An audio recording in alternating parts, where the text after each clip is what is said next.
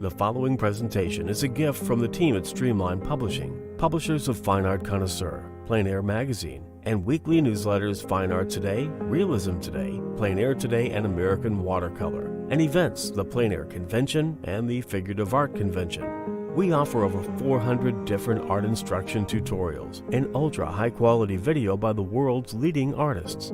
If you like what you see, help us support our artists and our team with your purchase. Each video aired has a special discount code for today only in the comments section with a link to the video offered. And to see everything we do, or if you want to receive notice of new releases, new products, and new events for artists, simply click the other link, which says, "See everything we do." Thank you. Hi there, Eric Rhodes from Fine Art Connoisseur and Plein Air Magazine. We're focusing on learning. This is the time to learn. I've got a great video for you today. Cesar Santos and the Secrets of Portrait Painting. The story behind this is I asked Cesar to go copy a Bouguereau painting and learn everything he could about Bouguereau. He studied it, painted for months and months and months, and then of course took what he has already known and applied it to this fabulous video. I hope you enjoy this segment.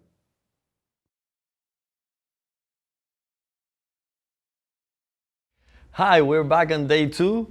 Yesterday we did the drawing, we went to the dead coloring stage, but now before I get started on my first painting, my second day layers, I'm gonna go over an article that was written by Lindsay Harkness. It's called "When Seeing Isn't Necessarily Believing." And I think this is important. It was written a few years back. And I think this is very important because we think that we can see stuff, but we're not made to see as painters. And in this article, it's interesting because there were scientific elements involved in this article. It's not just artistic, so that's why I think it's important. And what they did a study, and they measured the light from the sun, the brightest, which is the sunlight, to the darkest, from deep in a cave at night. In nature, they counted the intensity steps levels, like a grayscale of light in nature, and they counted 10 billion intensity steps from that darkness inside the cave at night to the brightest of the sun. And they measured, comparing the eye of a human, how many steps we can judge as humans. And when they measured the existing range in nature to our visual range, they found that we can only discriminate 1,000 intensity steps in those 10 billion. So if you think about it, we're practically blind.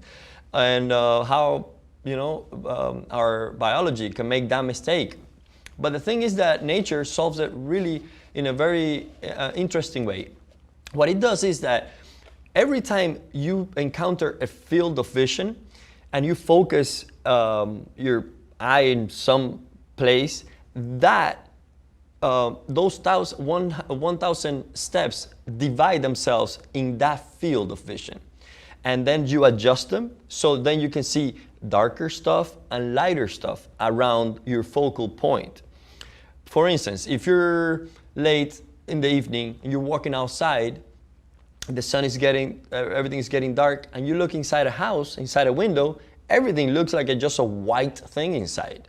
But outside, you're actually walking, you can see the ground, you can see some leaves, you can see maybe an animal, because your 1,000 steps gradation is divided in that field of vision. Now, inside the house, you couldn't see details, you just see a white square in the window. But the people inside the house are adapting their 1,000 steps to their environment. That means that they can see details in the, on the table, on the plate, a ceramic plate with a highlight on it, and all those things, you're capable of seeing just because you're dividing that 1,000 steps that you have in that field of vision. What I mean by this is, if you're painting and you don't know this and you don't have control of this, when you're painting and you look at the model and you focus, let's say, on the hair, you look at the hair, it's dark hair. We can see, if you focus directly on the hair, you will see highlights. You can see a lot of highlights, a lot of details. But as a painter, you cannot be painting that like that, because if you look at the background and you see highlights, darker lights, then you look at the hair, look at that. Then you look at the shadow, see all these variations.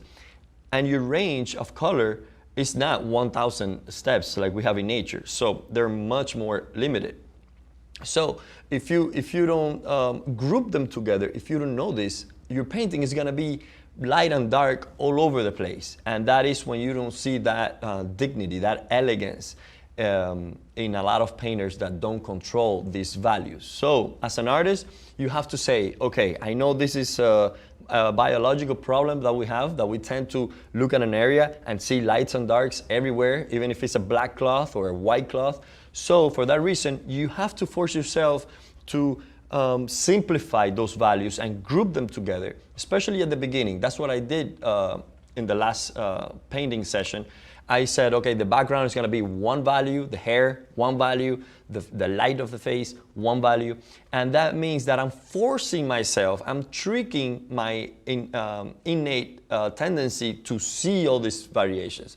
When I'm painting, someone passed by, they see the forehead as being only one value, and they say, no, but I see all these little things, and the birthmark, and the little pink on the side, and the little green. Yes, I know, we see that, but because of that factor, we have to force ourselves to be very, to simplify all these values. So I think that's very important, and let's keep it in mind throughout the whole painting process, but that was especially important for this stage that we just completed, okay?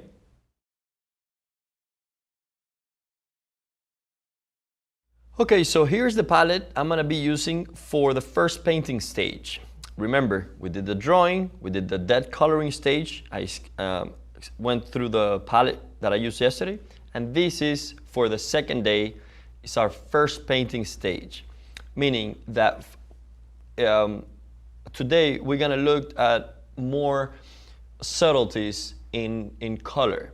Yesterday we were looking at values, so we were not focusing that much into color. We're just setting ourselves up, creating a nice kind of surface to paint on. Well, that's today. But one thing we're not doing today is we're not gonna be rendering the form. We're not gonna be describing texture. We're just gonna be finding volume, drawing, and the right color. So it's pretty much gonna be a mosaic effect, kind of just like patches of colors that describe the whole, the head of the whole painting. All right, so this time, as you see here, we have a little bit more color than yesterday.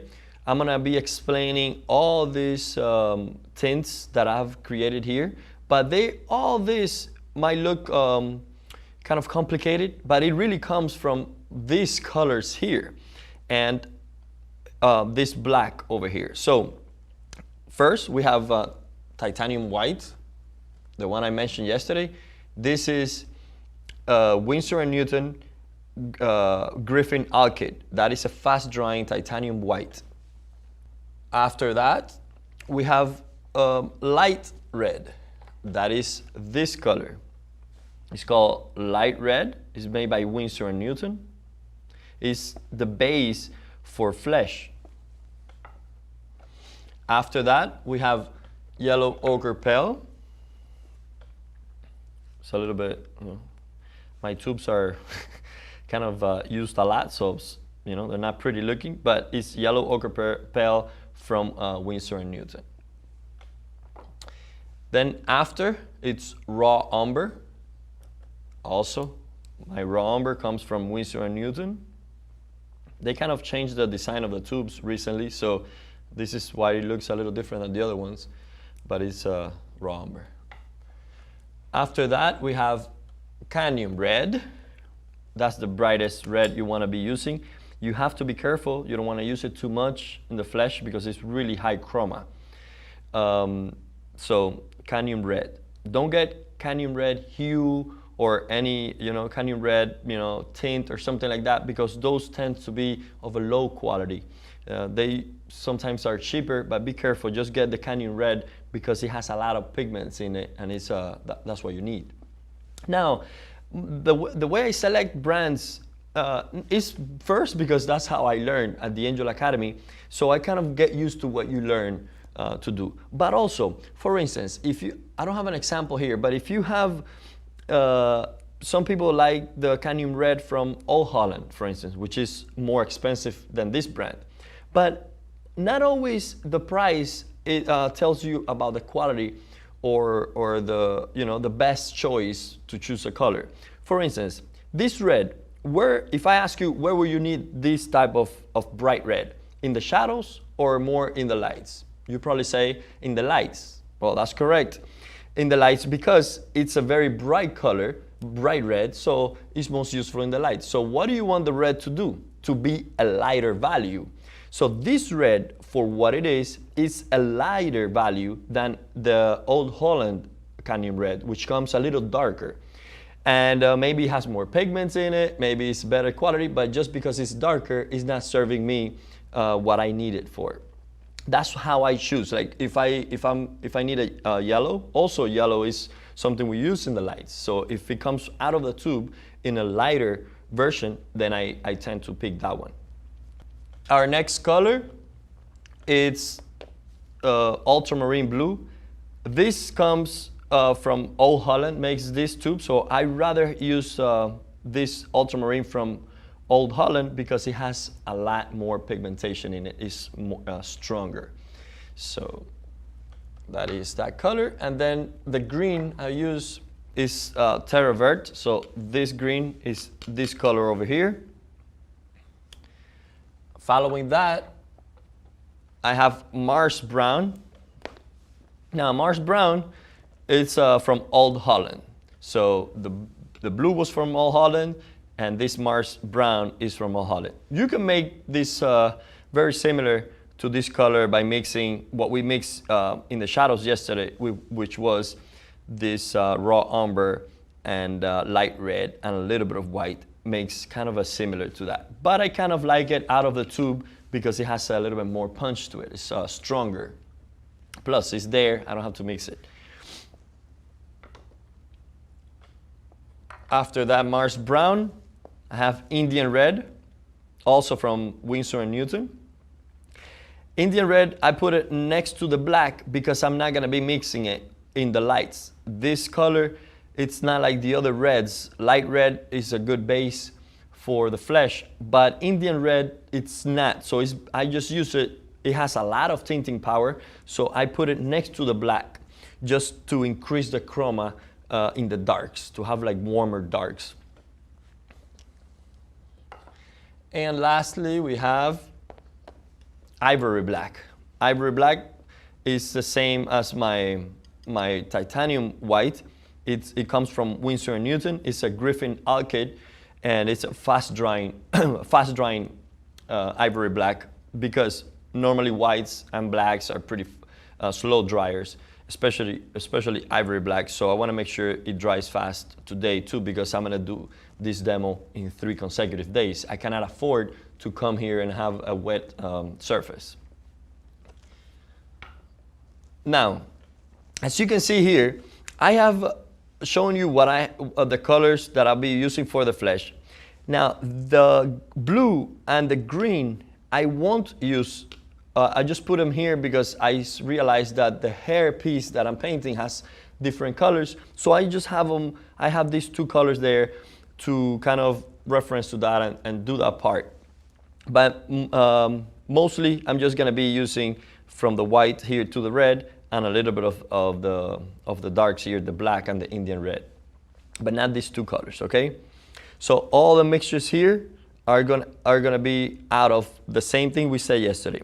White, if you're mixing a light color, it's better if you bring the white first. Some people know that the mixture is, let's say, light red and white, and you start getting light red and then getting white. No, be organized about it. Bring white first because it's lighter, and then add to that white color until you get what you want. That way you don't have a bunch of color that you're not gonna be using. So in this case, I put the white, light red, and a little bit of yellow. Mix it up to a nice flesh. And just observe your flesh or the model's flesh, you know? Look at your hands and see how close it is to it, you know, study it. We do that with still lifes. You kind of go up and match the color. You can do that with flesh. The thing is that with flesh, we're not a mannequin. It's not one color that you can mix for that. It's a bunch of different hues and temperatures playing together. But that's why we have a variation here of tints. And tint is just a term. I mean, you can look it up. But tint is a term to have white introduced into a color. So it tints it down. It's different than a shade, which is more adding black to a color. Okay, so all this, if you see, the important thing is that you control the chroma. The lightest thing has higher chroma, and as I go down in value, I lower a little bit the chroma, lower until I have like pretty much kind of a gray towards the end. So I decided to do these 5 mixtures here, and this will go from the lights kind of to the darkest halftones. Remember, my shadow, it's over here, and that was made from raw umber, light red, and a little bit of white. That was my base for my shadows. Now here, I have pre-mixed also some tints, a little bit darker, just to be, remember, you want to have the play between the high chromas and the cool and the low chromas around it. I decided to have a base of flesh. This color was made also, same, white, adding light red to it, and a little bit of yellow to a little bit darker value than this. You see? The only difference is that here, this color is lower chroma than this, so it works for my scaling down. But that would work just if it was a mannequin or something beige.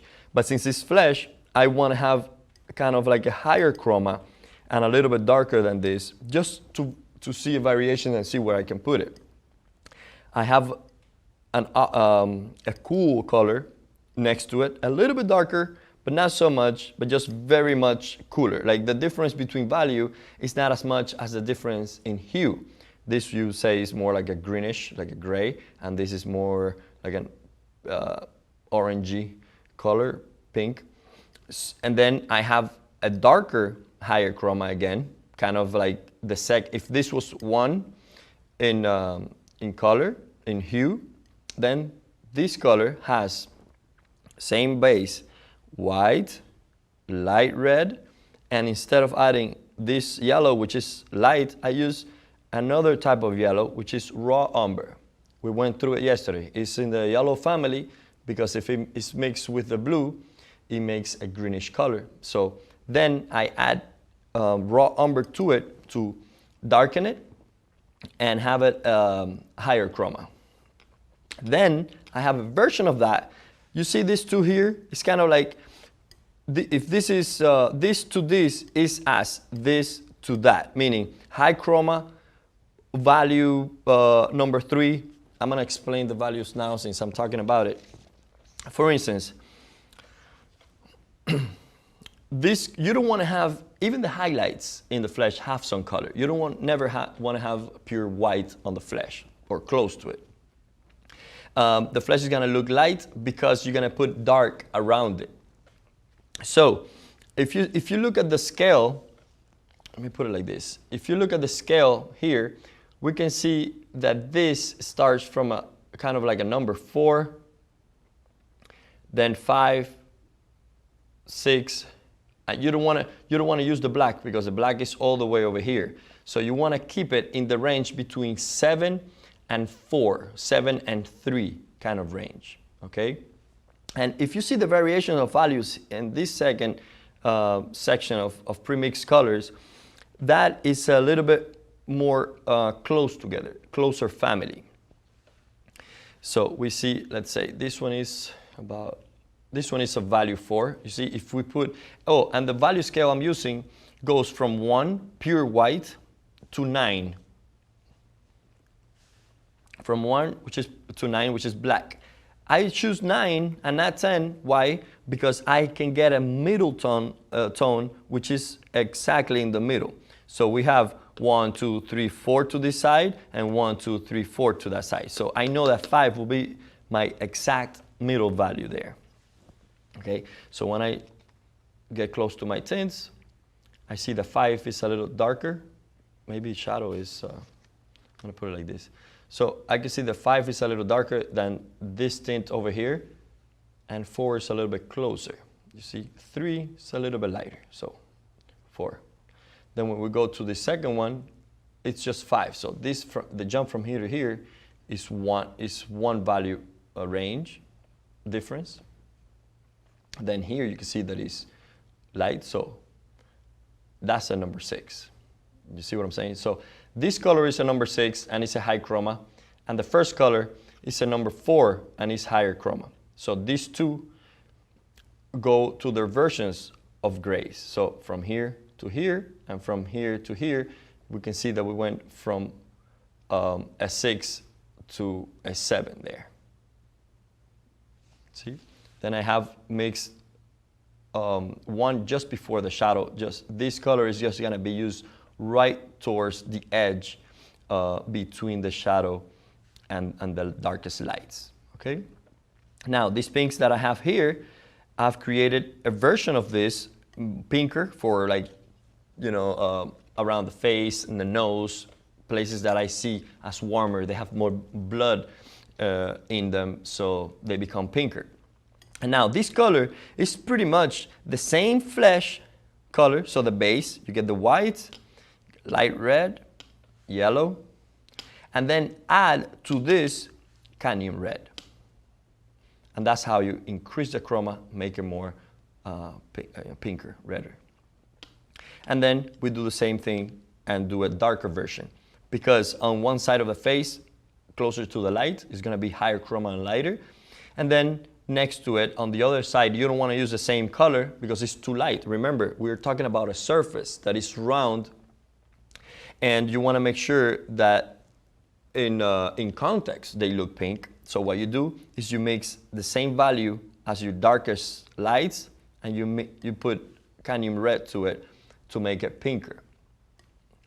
And then I just have a really high chroma dark here that is made out of black and Indian red. Remember, Indian red, you don't mix in any of the lights, you just use it to increase the chroma of the darks. And that's what these two are about.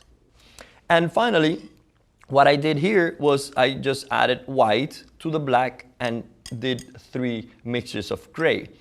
Remember, if you want to gray any of these colors, if you're mixing any flesh color and you want to gray it down, don't bring the black immediately, because you're not going to know how it's going to change the value of it. So make sure you pre-mix a gray, the same value that you needed, and you add it into it, okay? It's pretty much common sense. None of this is like, you know, rocket science, really. And the medium I'm using for this stage, for the first painting stage, has more oil. Of course, yesterday we didn't use oil at all, other than the oil that comes in the tubes with the paint. But today, I need a little bit more substance in the medium, and I'm using cold pressed linseed oil with a little bit of turpentine. And that is about less than 1 to 1. Just put a little bit less than the same amount you put of oil. I really don't measure exactly. I just know that, you know, if I put 1 amount of linseed oil, I put a little bit less of that same amount of turpentine into it, okay? And you have noticed that I have a palette that I hold. I'd rather have a palette to carry with me, because I've tried painting from a table and it feels detached to me when I go reach to get the colors. And this way I can have my colors with me. I can look at them in different lighting conditions just by moving around and shifting it. And plus, I feel more connected to it when I'm grabbing it and putting it on my canvas. And plus, it looks sexy. So let's get to painting. This is gonna be the first painting stage. Okay, so the first thing we do now, we have set the model. I'm looking at my painting. My paint is totally dry. So that's good. After a day of work, everything is perfectly good base to be painted upon. That's what you want. You don't want to be painting on wet paint. It becomes very uncomfortable and it mixes with the underlayers. So make sure for this type of system that the layer underneath is totally dry, before you go and add some paint on top. The first thing I do, and I take advantage of this as much as I can because I have a fresh eye, and I immediately saw a lot of things that need attention, because yesterday as I was drawing and then painting, I lost some drawings, and now I have more reference. Everything is in context. So I can see errors I even did while drawing I couldn't pick up at that time. So always it's a priority to look at the proportions and go back and keep fixing them, because that is what is going to be the most important thing and what is going to be appreciated. If those things are in the right place, you will be able to enjoy the colors and the transitions of tones, etc. So looking at her now, see a few things, and the way I'm going to approach it is that I'm going to go and fix those things, mark those things, instead of going and saying, okay, let me render and paint, and while I'm there, I fix it up. No, I'm going to go a little bit bold about it and make some marks on it, kind of drawing again, so that I can have a better experience at my first painting stage. I see that this here can be higher up. I'm going to exaggerate the height of the shoulder.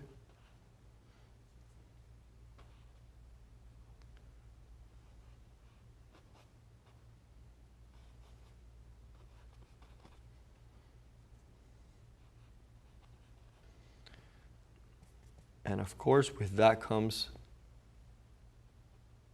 adjusting the height of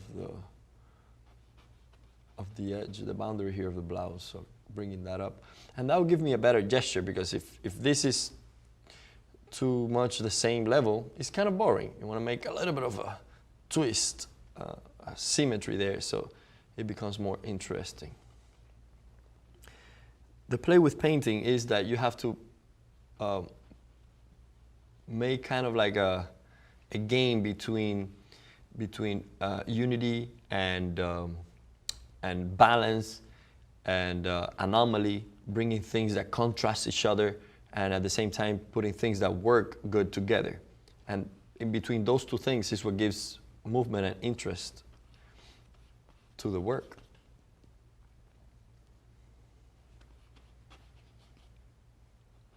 And I kind of can come back and perfect it later, but for now I just want it, before I forget, if I see it, I just mark it.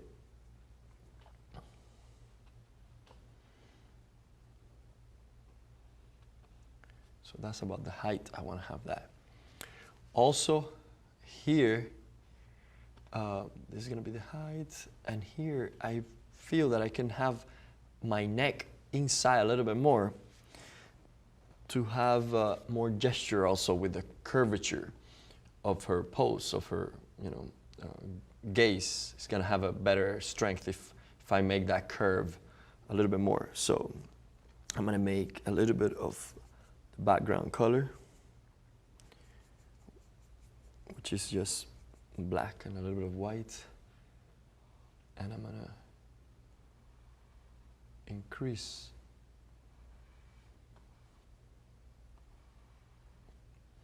the gesture there.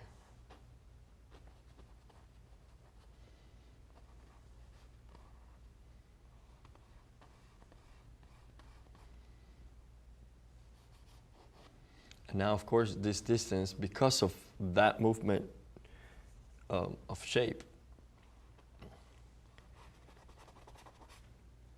Don't worry if this looks like uneven. I'm going to paint all over the whole thing again, so I'm just correcting shapes. And And then I'm gonna move the blouse inside.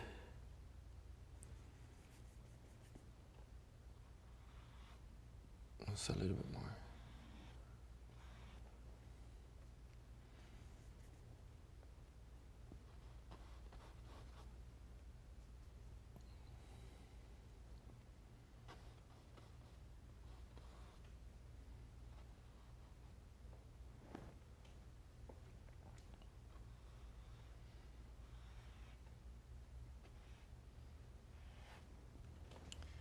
Okay, so we have kind of attended to those differences there. I also see, and I get a smaller brush for this because it's a smaller change, the ears. Now aligning them and seeing them a little bit more, I can raise them up a tiny bit.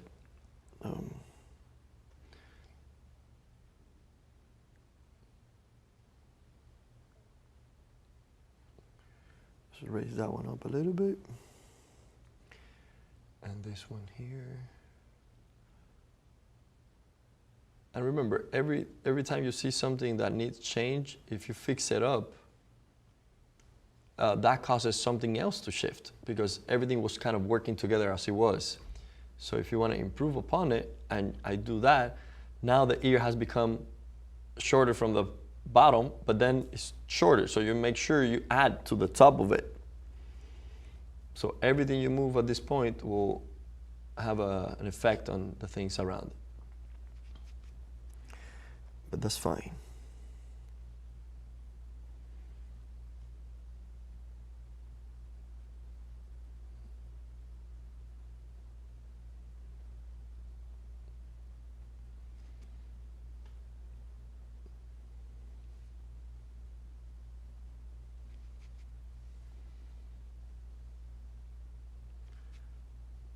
Okay.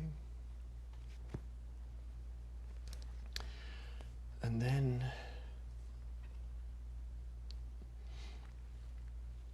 I realize also that the jaw can go down a bit more.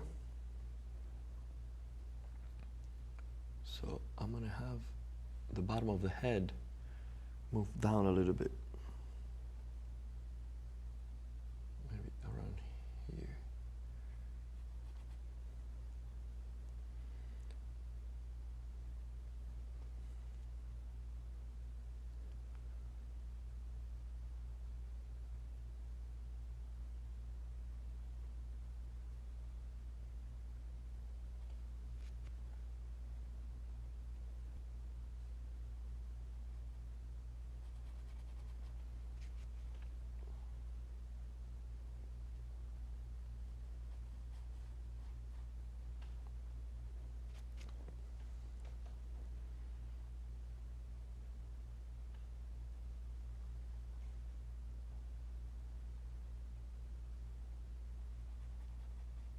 So pretty much I'm drawing with paint. That's why you shouldn't detach drawing from painting as much, because it's independent from the materials you're using. You're just drawing. It's the attitude of delineation and representation of things.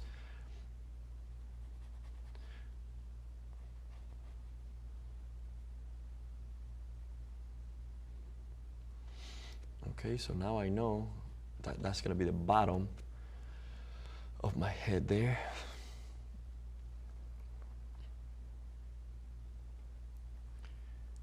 Look at this.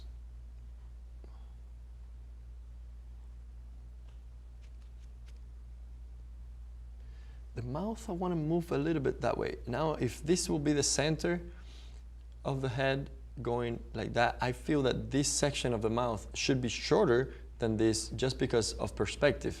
It's going backwards. And now I'm looking that I see that this part here is kind of longer than this. So I just want to move my mouth, her mouth inside a little bit.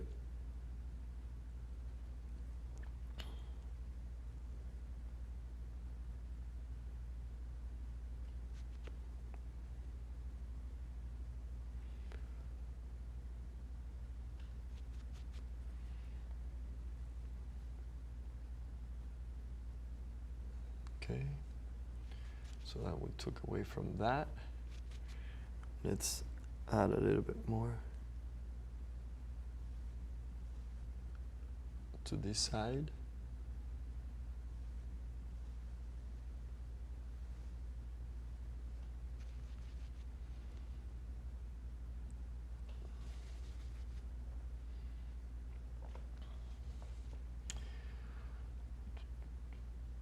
And maybe a little lower here.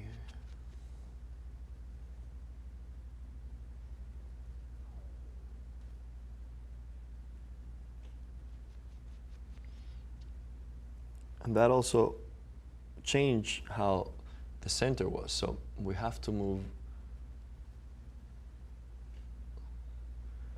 that center a little bit more towards the left.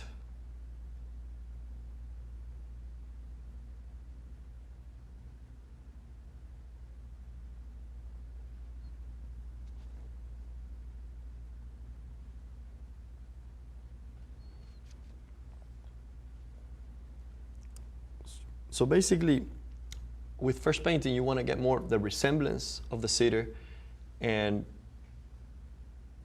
after you get that, you add more information to it. It's building up on top of what you did yesterday. And if you see things that have changed in her that you kind of want to incorporate, that you liked it better design-wise than the previous day, add it, just change it up.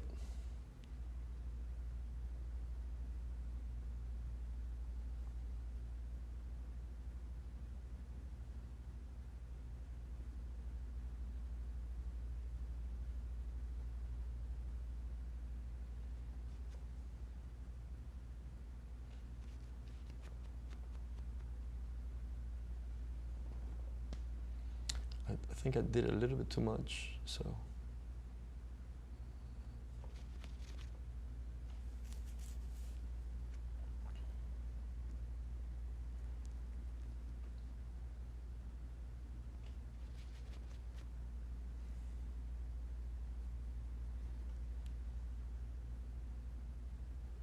You want to keep those edges of the lips soft. Make a very strong division there.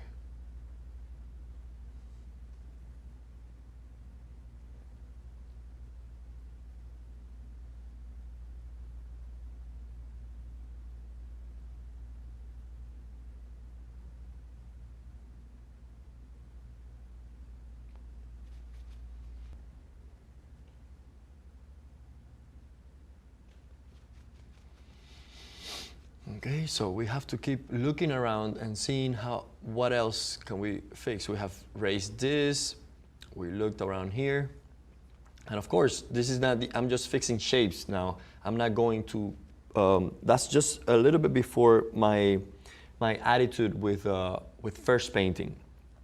Just before first painting, I'm just correcting correcting shapes and adding a little bit more color, because now my palette is full.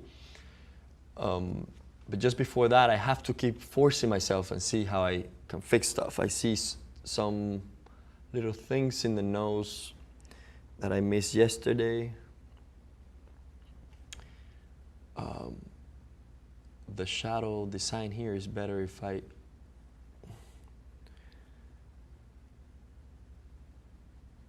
look at it closely.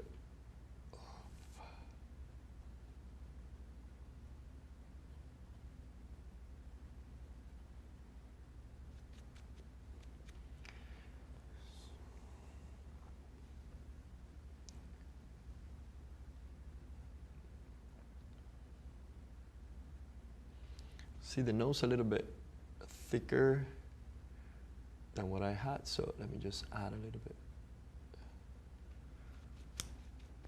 to it.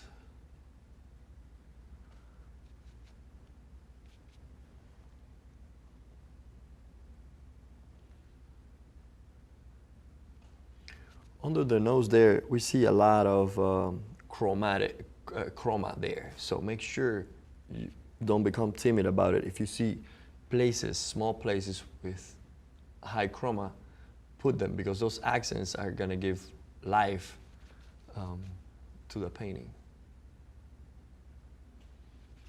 The whole face will be a play of high chroma versus low chroma, and sharpness versus softness. So the edges, some edges you want to crisp up a little bit, some edges you want it to be kind of lost, some colors you want to be gray, some colors you want to be up. You don't want to be in between those things where all the edges are kind of the same and all the colors are kind of the same, because you're gonna lack that power, the punch.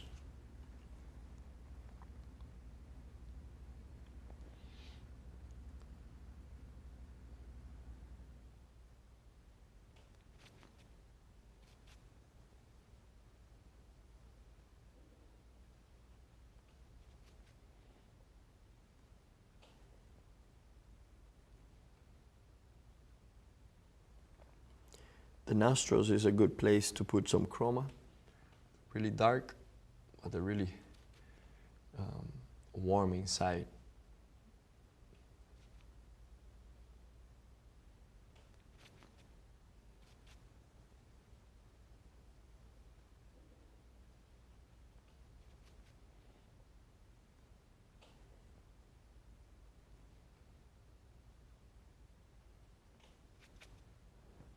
Okay.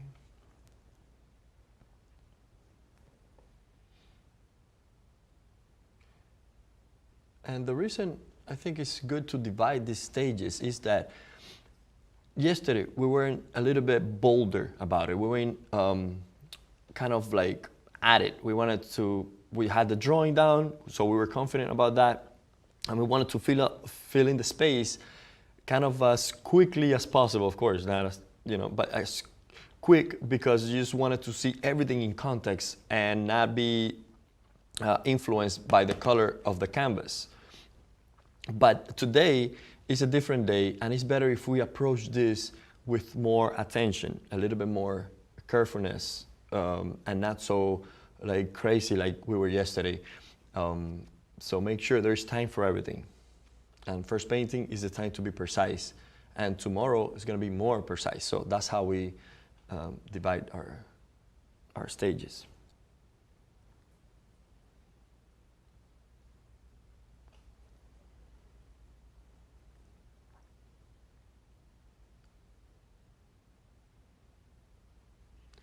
Okay, I'm happy with the shapes now for the nose. Let's look around. What else? Okay, I see the eyes. I was looking at it earlier. Can be higher up a little bit, because I'm looking at the distance between the eyebrows and here, and I see a lot of distance here. So maybe this can come down a little bit more. The hairline come down, but I think in proportion to this, the eyebrows are pretty in a good location here, and this distance between the top of the eye and the eyebrow, the eyelid there, see it a little bit too wide. So when I see a problem like that, I kind of analyze it first and not go at it and say, oh yeah, it's bigger, and go and make it smaller. No, it's better to analyze what is going to be of most importance. So first, I'm going to lower the hairline there.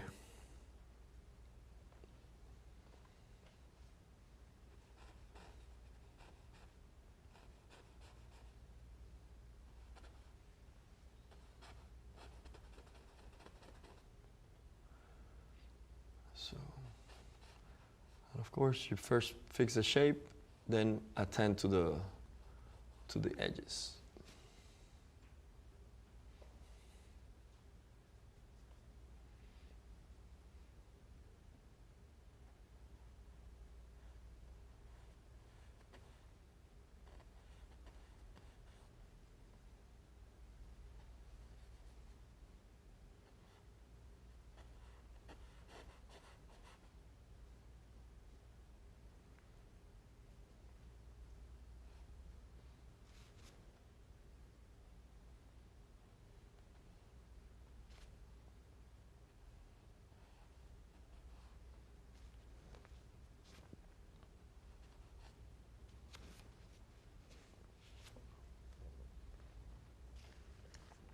if you have a hard edge, that increases the optical illusion of contrast. So it looks like more contrast if you have a division between two values that is divided by a harder edge. So there are two ways to decrease that contrast. One of them is by softening the edge, and the other thing is by getting the values closer together. So you can play with that idea of having either getting the values closer together will decrease the contrast, or having the edge in the middle softer.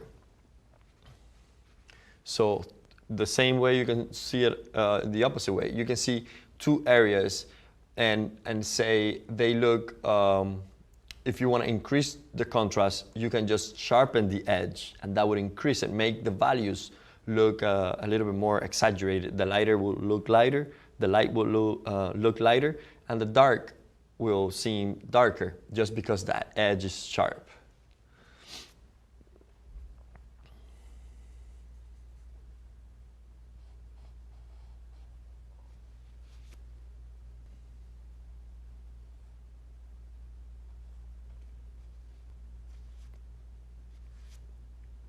And if you see, I'm getting very little medium for this. I haven't even, I think it's the first time I kind of dip it in the oil. I don't need it yet. You only use the medium if you really need it. If you feel that something is uncomfortable about painting, you need it to be a little bit more, to run a little bit better, then you add it. But it's better if you stay away from mediums.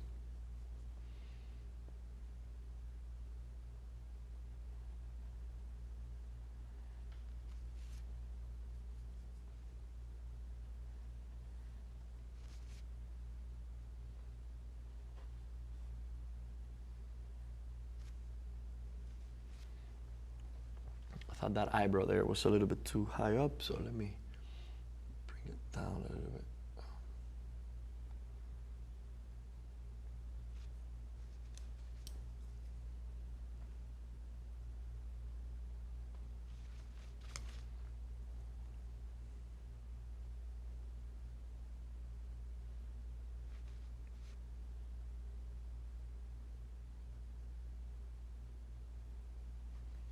Again, we see some variations there, but we don't want to get too caught up in doing little things like that yet.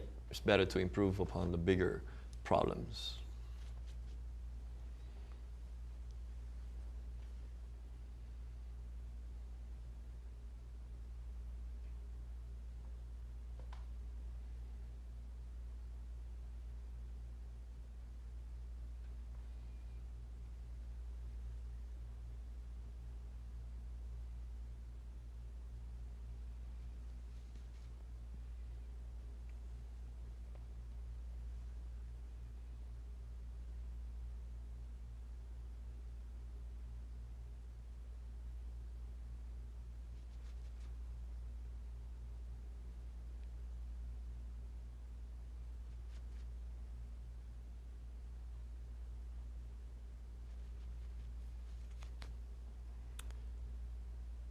I think we can raise this up a little bit.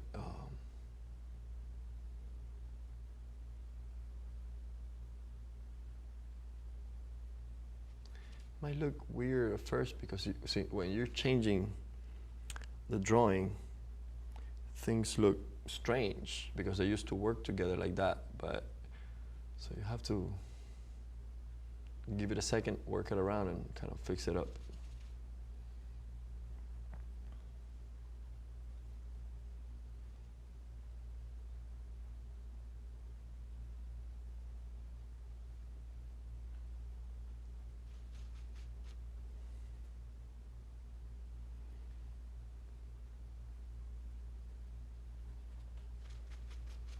So don't judge me too soon. What are you doing, Cesar?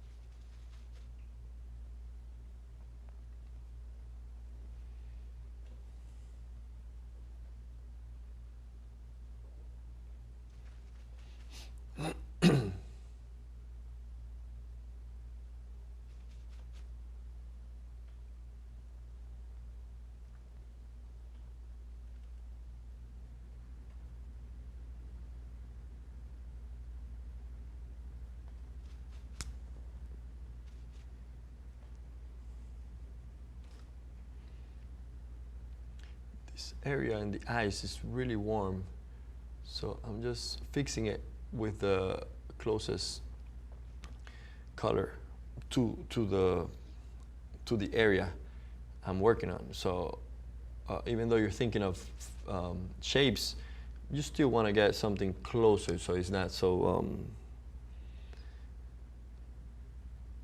you know, different from what you need.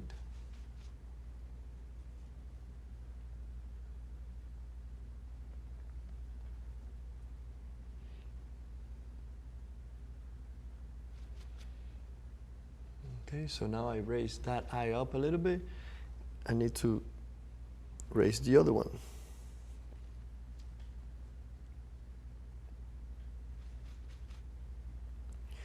And don't forget the eyelids. The lower eyelid is always visible. Make sure it's visible where it is. And all the secrets really to painting is in front of you. There is nothing, you know, how do you paint an eye? Well, look at the eye and study it and see the forms and the colors and the shift of hues and try to describe it. I know it's a little, you know, it's difficult, but it's not a trick. It's not, you know, I used to think before going to the Angel Academy that they're gonna show me this magic trick how to make eyes and flesh and stuff. But it's not like that. It's really, it's all based on principles. But all the secrets are really in front of you. Just pay attention to the model, and that's it.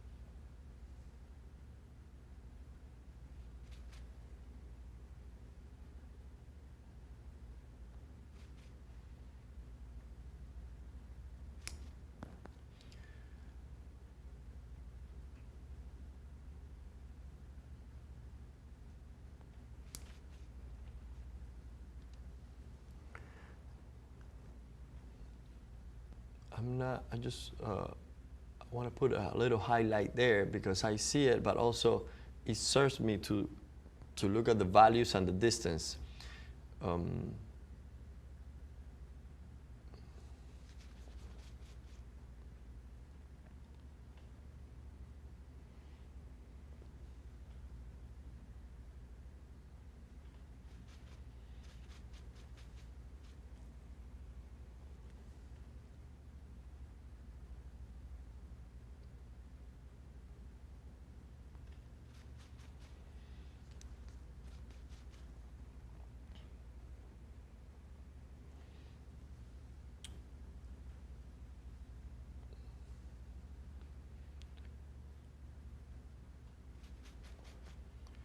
So I raised up the whole eye. If you saw, I started from the lowering a little bit, fixing up the eyebrow. If I see a problem with the eye, and most of the time we have problems around that area because it's something people look at. When you look at someone, you look at straight in the eyes. So in paintings, it's a difficult area because it's the most judged area. So if I realized that there was something wrong with the eye that I had there, before going for it, and I explained it before, but let me say it again in a different way. Before going for it, it's better to fix around it, you know. Looked at the mouth, looked at the nose, then fixed the forehead a little bit, then the eyebrow. So you kind of like go around and get closer to the problem. But if you try fixing it from the beginning, you might make wrong decisions because you don't know that it was something else making it look bad. So first you want to go around it, then you say, okay, now I can fix it, and that's the most effective way to approach it, I think.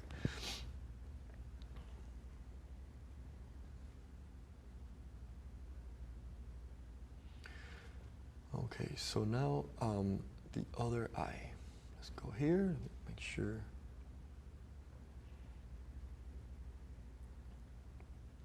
And one of the reasons to have the pre-mixed colors is that I don't have to be thinking too much when I'm mixing now to fix that thing. Imagine, I'm already concerned about those problems of drawing problems and values and colors. Imagine if now after that I go and look at my palette and I have to make that color from scratch. It's just doing more problem for me to be dealing with. So it's better if I just kind of solve one problem, I have it in control, I have my instrument tuned to what I'm going to be working with, so then I can just focus in this, and that way we have a more pleasant experience.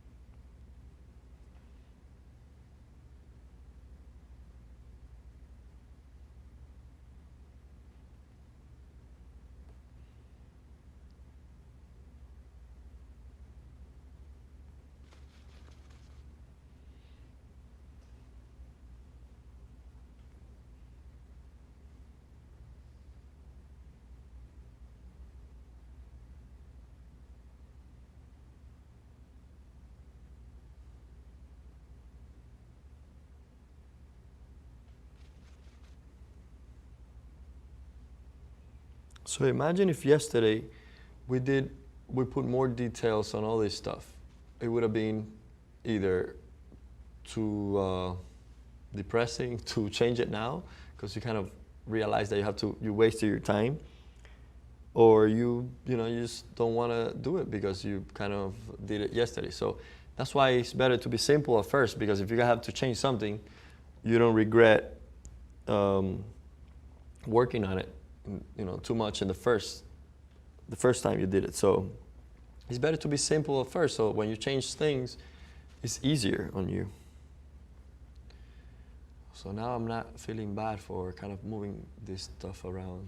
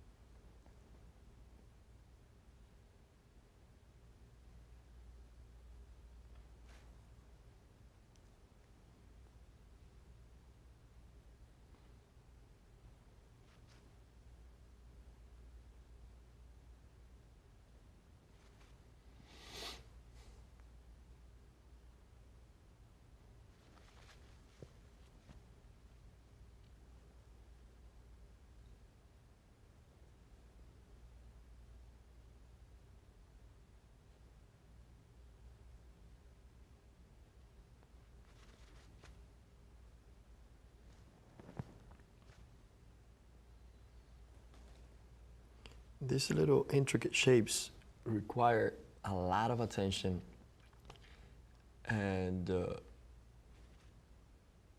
time, really. You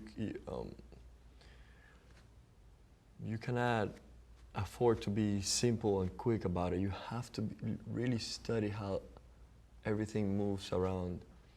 And if it takes you longer, just, it's worth it, because that's the expression of the cedar. And after a while, if you see that something is not working, you still don't find what it is, just take a break and look around and say, okay, maybe I can bring this up a little bit. And attend to other areas, and maybe you come back to it and see it.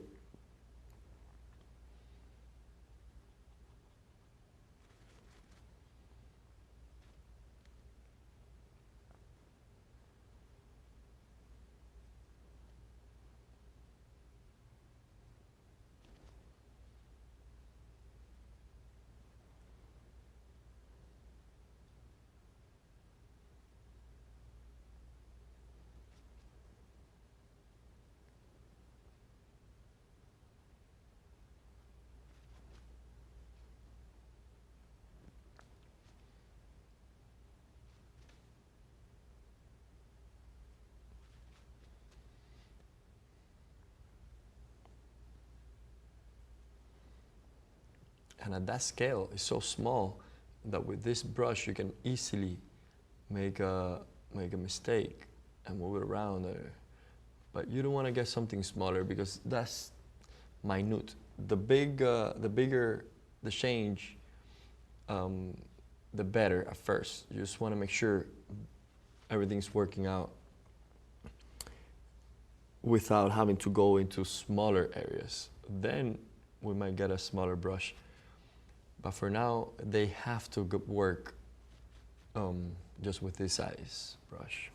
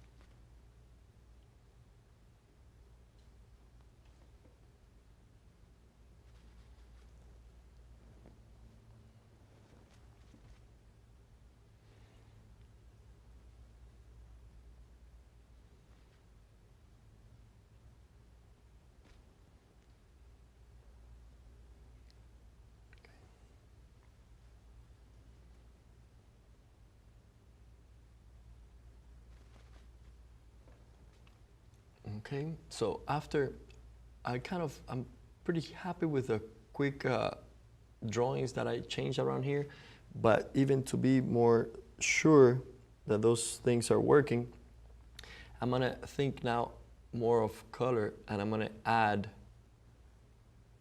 more precise values and colors to this, to the eyes, just to make sure that they're fine.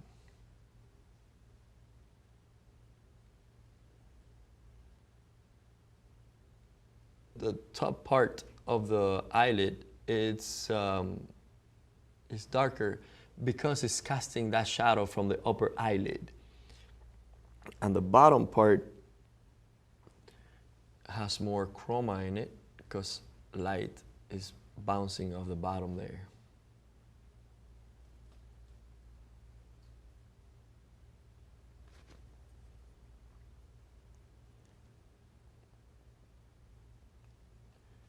And in first painting, all you need is the simple impression with the correct value, shape, and color, but not so much rendering. So tomorrow I'm gonna be more precise about that, but for now, I'm gonna do it in a more simple way.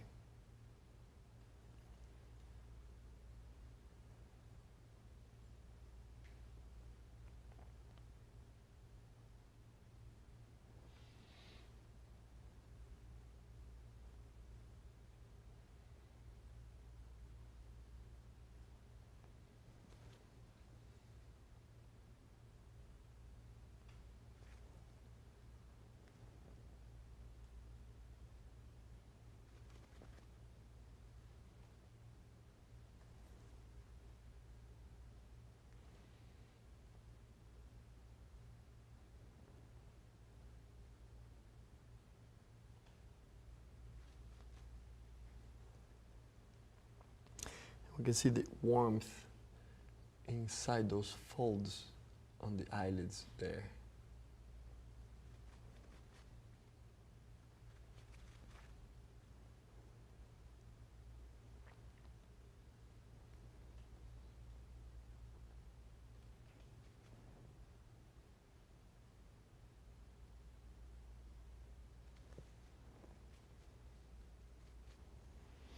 And the same thing that happened to that, the white of the eye has to be darker on top and grayer because it's casting that shadow from the upper eyelid. And towards the center, it becomes a little bit more higher chroma.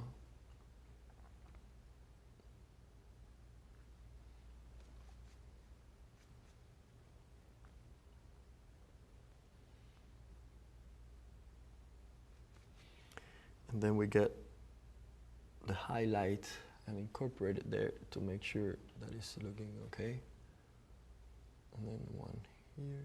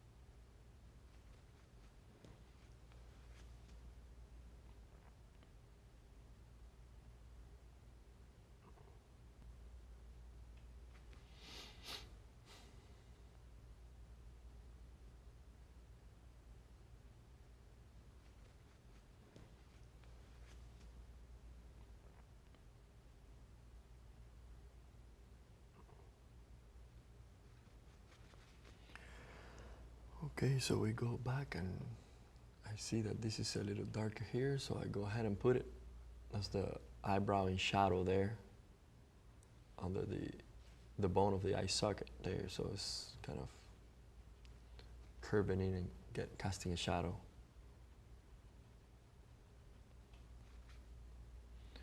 And the eyebrows should stay soft because that's just kind of hair going around from the inside of the eye sockets there in the bone. It goes upwards.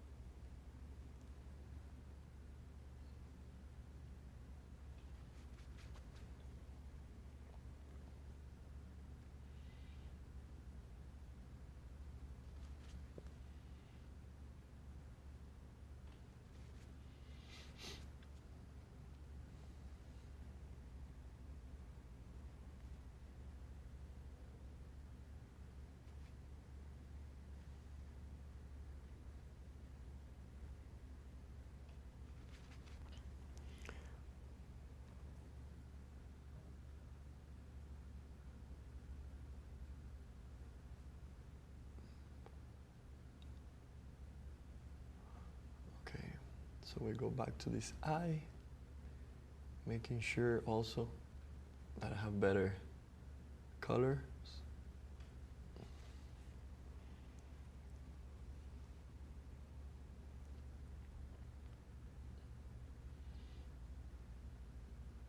Give me a couple of touches of higher chroma in the bottom there, because light is reaching that area more than the upper part. So up here is darker, and down here is just lighter, more chromatic.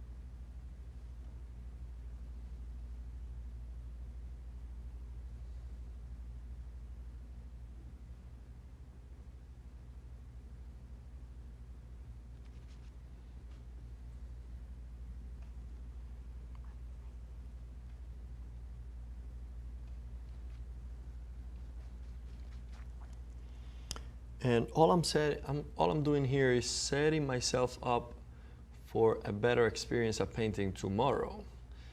That's why it's indirect approach. It's blocky, you can see, it's just trying to achieve the right impression, but really we're gonna take that, those nuances tomorrow to the next level when we paint more to describe the texture. And to take that realism to the high level. Anybody can start a painting. The problem is to finish it with detail and not lose the broadness of it.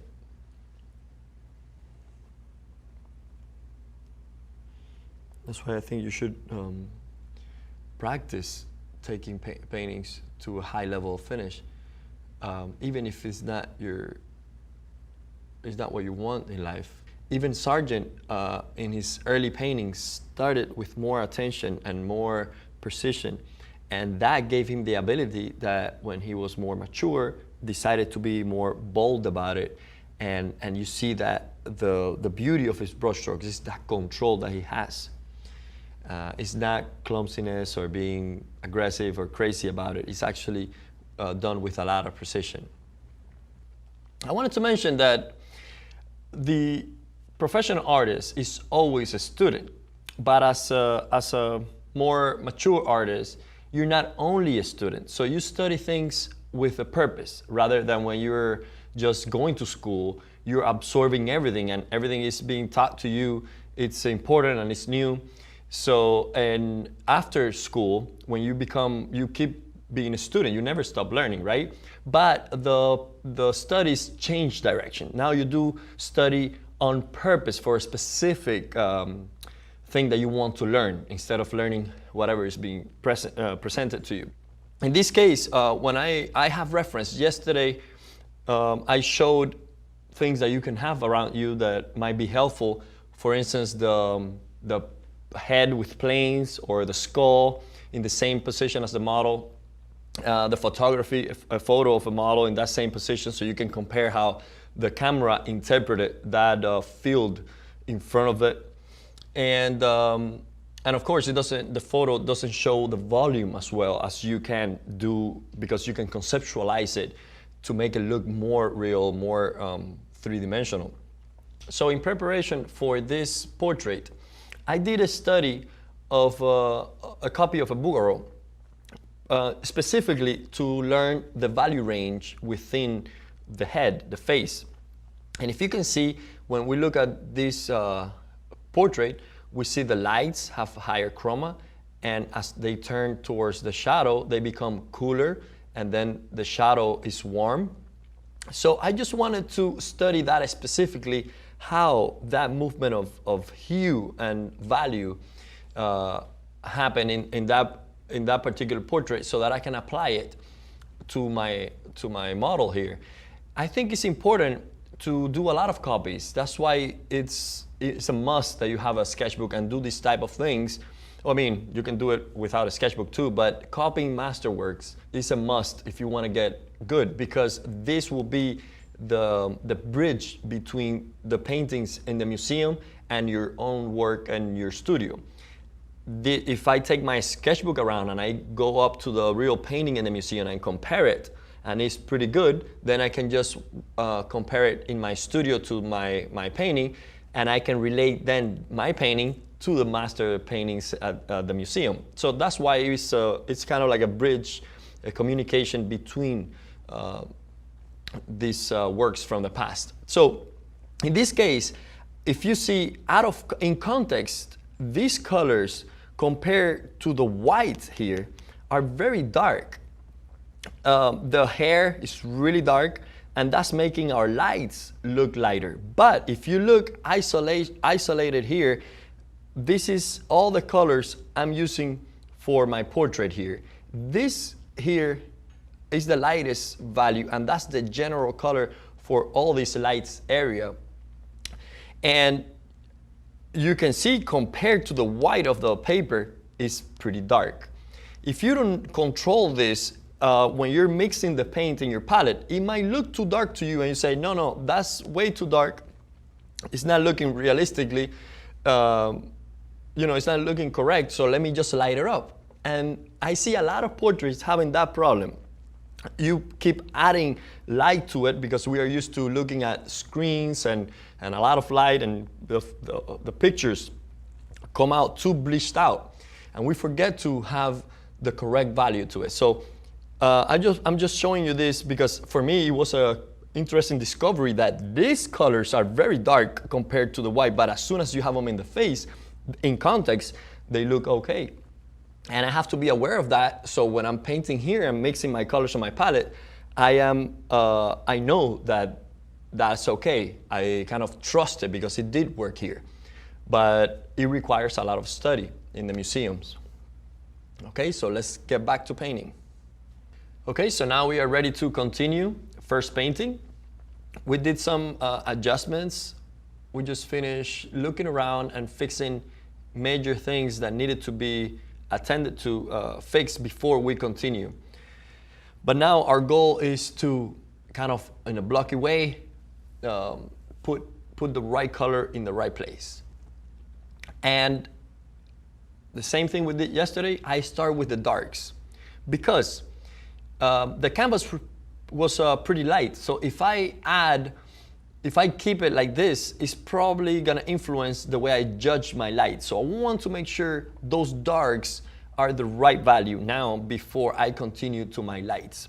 So now I'm gonna go and work on the darks first, my darkest darks. And if you can see the model, The darkest areas are the shadow of the hair. It's important that when you look at what you're gonna paint, your model, you find the lightest place and the darkest place first. So you know that range, that's gonna be your limit, and then you work in between those extreme values. Getting a little bit of the cold press linseed oil.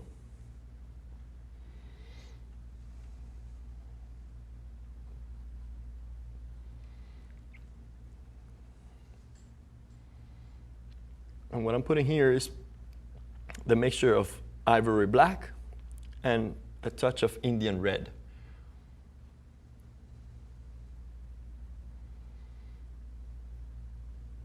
And you can see how darker it is compared to what I had. So if I wouldn't have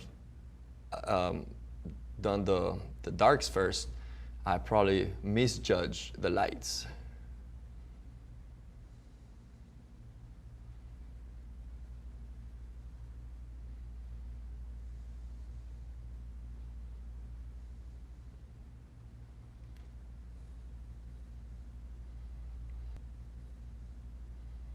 I tend to be thinner in the darks than in the lights. That way, if you need variety, that tendency comes from a necessity. Back in the days, the darks covered pretty much the surface when you painted on. But the lights, we didn't have titanium white until recently, 100 and so years ago. But before, they used to have lead white, and that was transparent. So to get the lights, to achieve the lights in the light areas, you needed to add a lot of white because that was more transparent. So out of a practical reason, the lights became more with impastels, and then the shadows didn't need to have as much of a body to them because they can cover pretty good the area. So, but now we realize that it looks good too to have a difference in strength and in volume. So we kind of do that. Even though with titanium white, you can be pretty thin in the lights and achieve the light that you need, but it still looks good to have impastels in the lights and transparencies in the darks.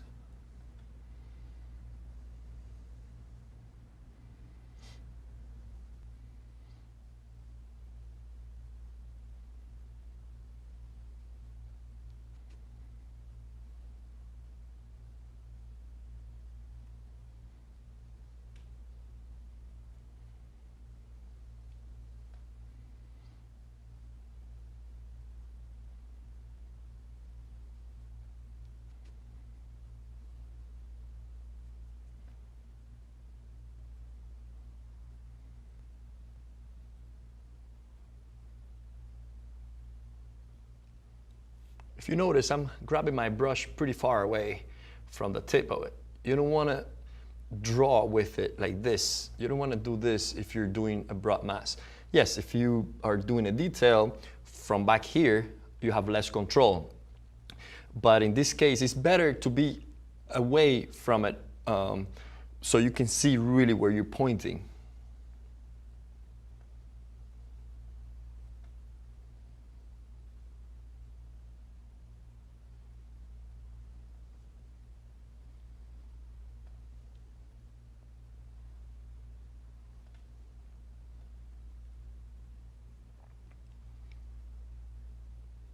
Before we had a general value for the hair, complete mass of the hair, but now we become more specific about the value. So within that darkness, now we're gonna make some variations in the darks. Now is the time to do it. If we would have done it yesterday, right after the drawing, 99% of the time, or 100% of the time, you're gonna have it wrong because it's just impossible to judge.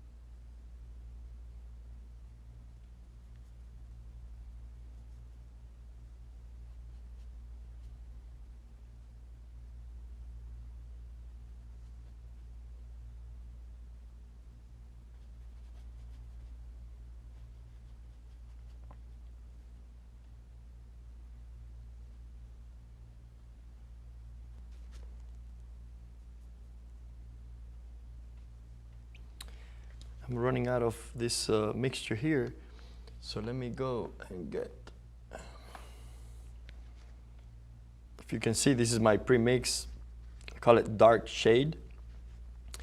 And that is this mixture between the ivory black and Indian red. And just so you can know how I got to that, I get ivory black, Indian red, just a touch, and add it. And it's the same color. It's the same color that I mix. The only difference is that I don't want to mix it because I might need these two colors like this soon. So I just rather have my premix here. That way I don't use these two colors because I want to use that ivory black for the background and everything. So that's why I just brought, instead of mixing it, I got the premix tube. And that way also I'm more constant with the color.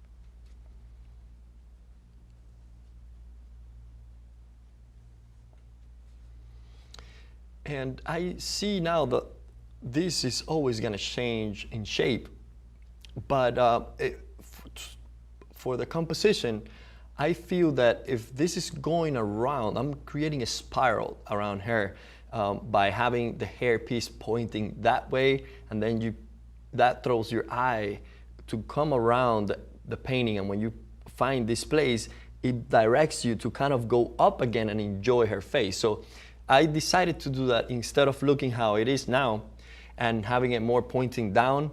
It would have like an exit point from there. So I analyze it, I look at it, and my thinking process is, no, I like it like this because it goes like that. It throws me back up with the line of the neck and then again with the hair piece.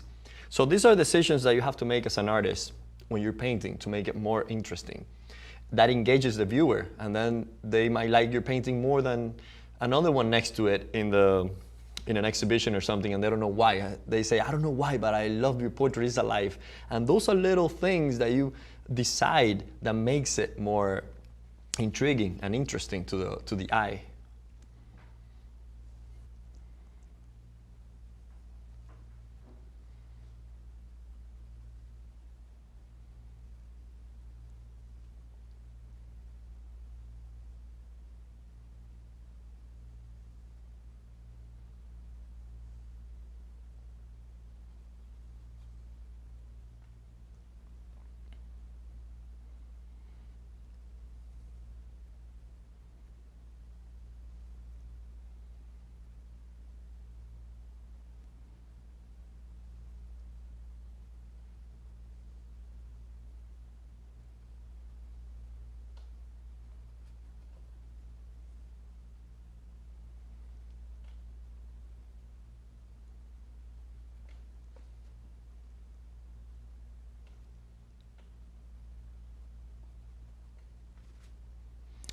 As I'm painting the hair, putting more information there, I'm looking at the form of the head, of the hair. This part is darker because it folds inside. There's a mass of the hair here. So it goes outside then inside. So this is darker where it meets the forehead there because it goes around. So make sure that when you're painting that, you don't say it's hair, let's make it dark and highlights. Make sure you first understand the form before you decide where to put the lights and the darks.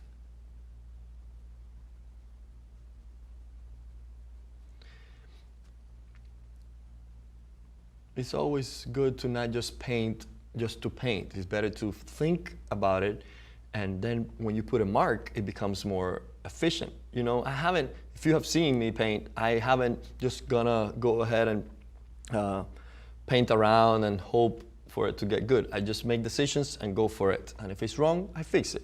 So it's just a kind of problem-solving attitude instead of saying, I'm gonna be painting today, and just going for it.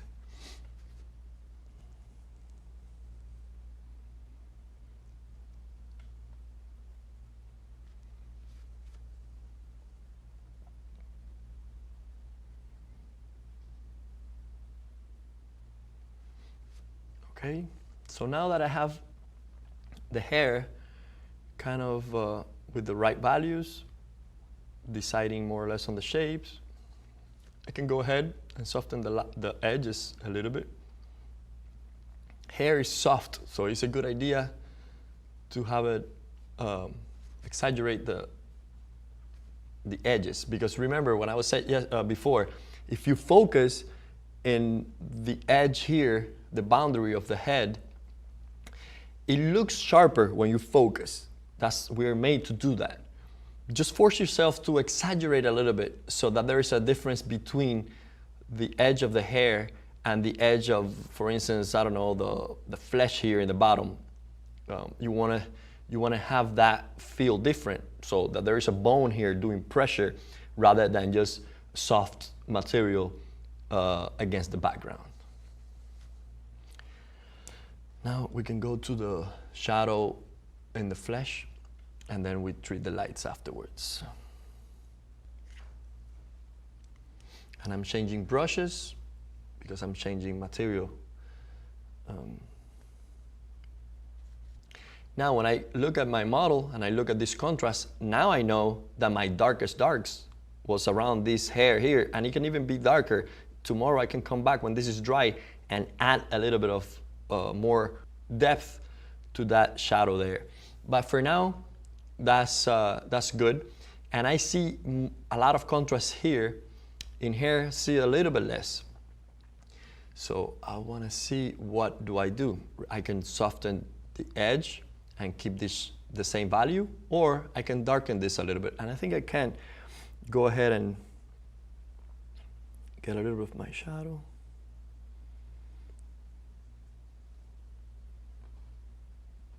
And darken it a little bit more. You don't want to go too dark.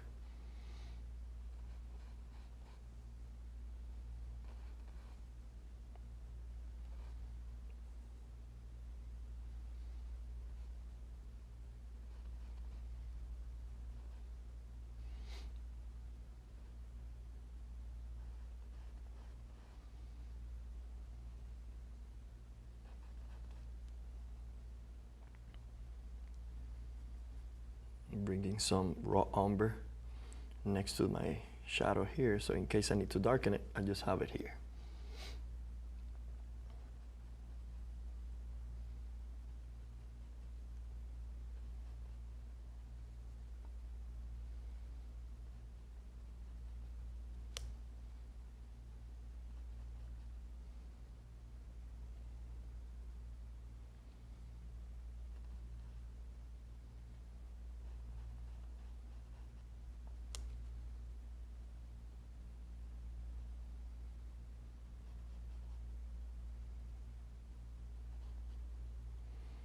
Now the ear is right next to it. So right now, there's just a flat surface, right? Because it's a canvas. And the ear, since I put this dark here, it's in between the darkest piece here in the hair and my shadow. So how do I make it so that it looks to the viewer as if the ear is back a couple of inches back towards the hair there? So that, and also warmer. Normally warm colors tend to come forward and cool recede. So in this case, it's tricky because the ear is warmer, but it has to stay in the back. So how do we do it? We close the values so that it looks darker than how we see it. And that way, and by softening the edge, we also make it appear further. Remember, things further from us tend to be softer. If you look at a landscape, things that are close to you, they look more contrasty and sharper. Things in the back, look fuzzy and soft. The same idea here, the same principles. If you want the ear to recede, make sure you do it softer. If you focus, on the ear in nature, it will look sharp because there is a division there. So just make sure you exaggerate it to a good level that it recedes. It's good to have this, the right side of the painting dry, so you can put your pinky there. If you need control to paint on a small area, you want to have a nice support. I don't like using a maul stick because it's like in the way, you have to carry it. So I just put my pinky here and use it as a kind of support. But I guess you know, that's up to you to. Even when it's wet, I put my pinky there and then I just clean it up, but I end up having all these marks.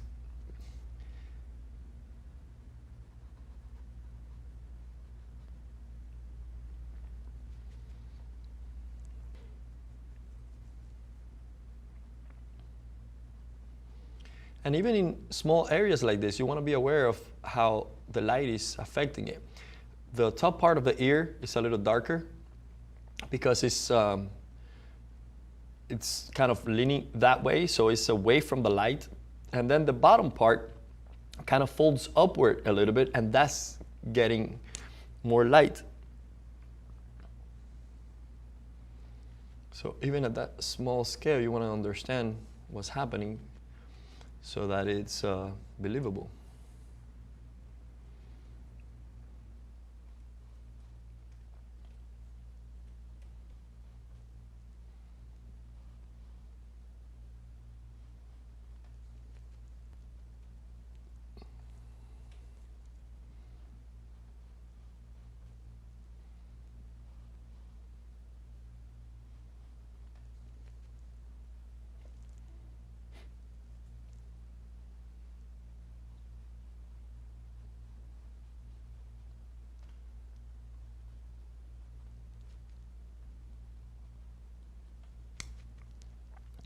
A good way to soften an edge, you can do kind of like zigzag it around, so it goes in and out, blending both colors. And it's also a good idea to have both colors wet.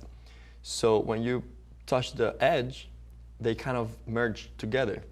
If you have an area that is dry, it's harder to do it because it's kind of glazing. If you pull a color into a dry area, it's gonna have a different effect, because it's gonna spread it thinner, so it becomes warmer or cooler depending on the value. But it's a good idea to have both colors wet, so you can kind of have a better experience softening it.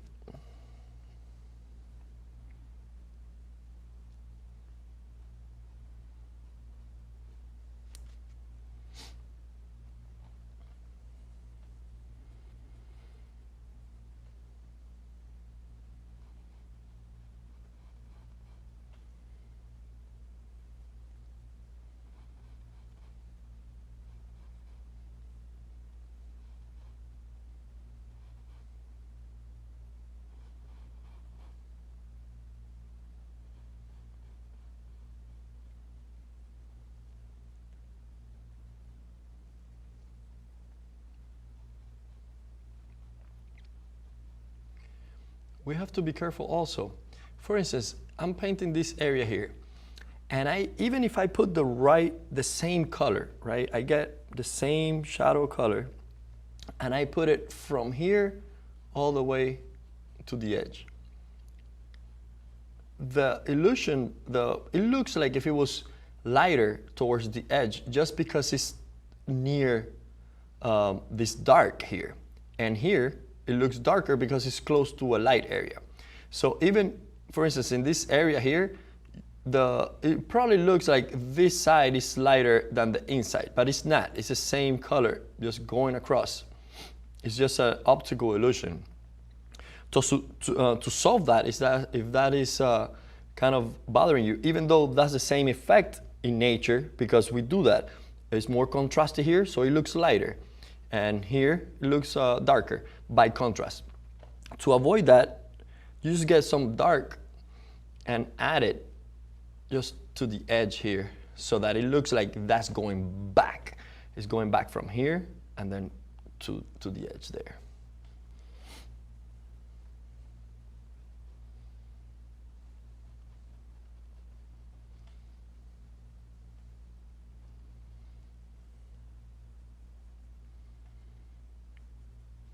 And before you put any reflected light in the shadow, first have a clean note, one value, and then add it. Because if you put it from the beginning, it might look like you might exaggerate it.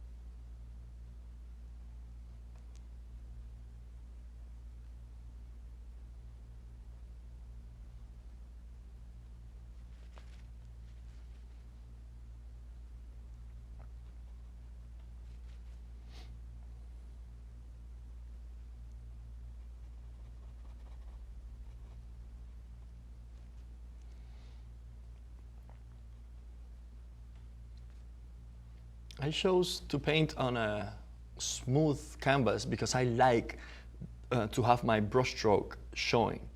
And the thicker the weave of the canvas, the more exaggerated you have to be to show the brushstrokes. So it's up to you, the type of canvas that you choose. I've painted in different types, and I find that for portraiture and for fine detail, it's just better to have a smooth canvas, smooth surface to work on. But it's not about better or worse, it's just personal choice.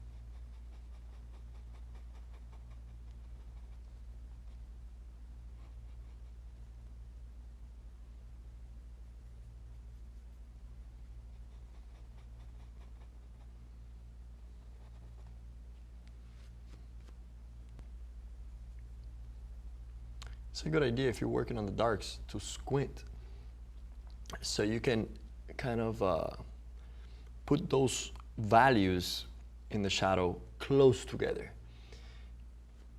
even knowing that they become more contrasty when you focus on them. Even if you have experience, they still trick you. So make sure you use stuff like squinting or the black mirror to compress, group together those dark areas.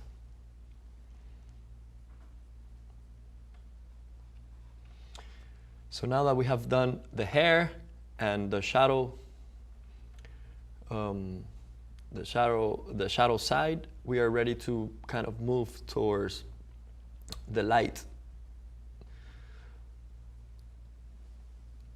I'm looking at the range here.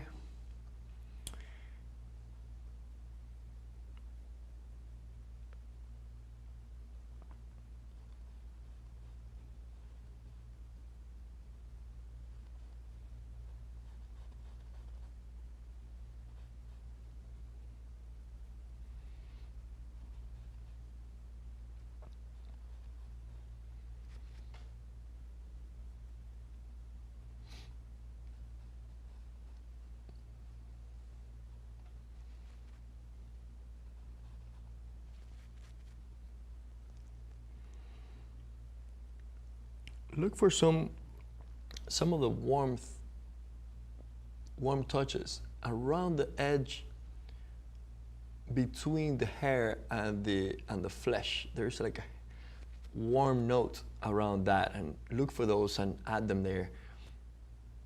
They kind of make it look more alive when you do them.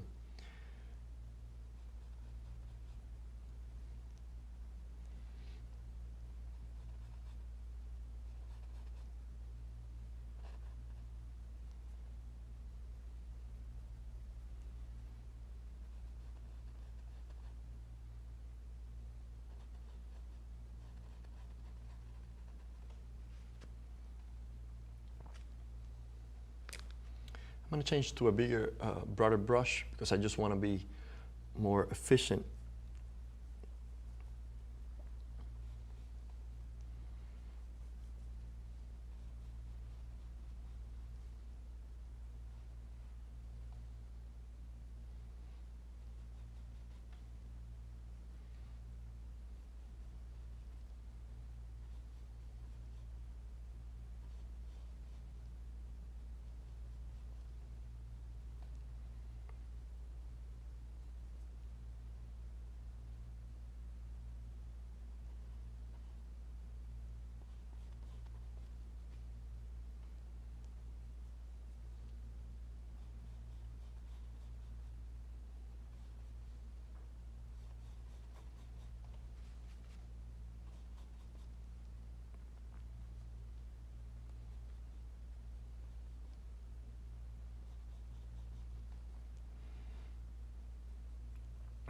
Adding some cool, getting from gray here, mixing it up.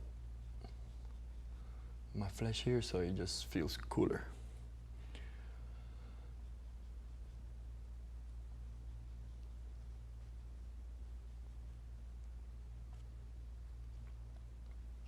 So the forehead is just transitioning towards the dark, losing chroma before it hits a little bit of the shadow here.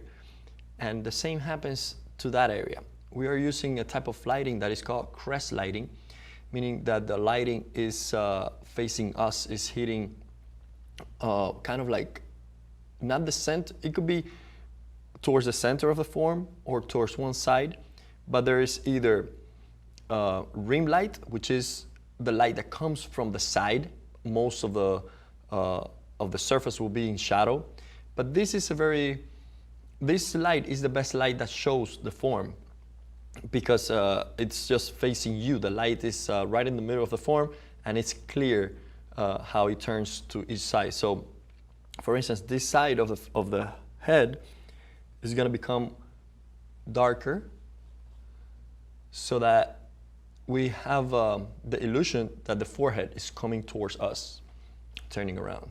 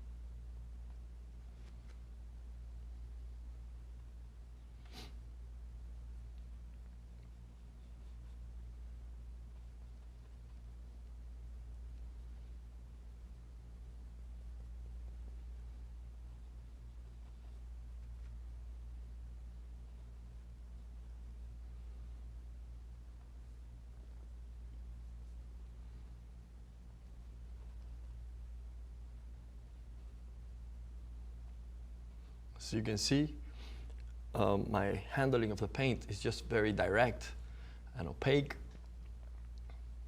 I'm just trying to solve that problem of value and color.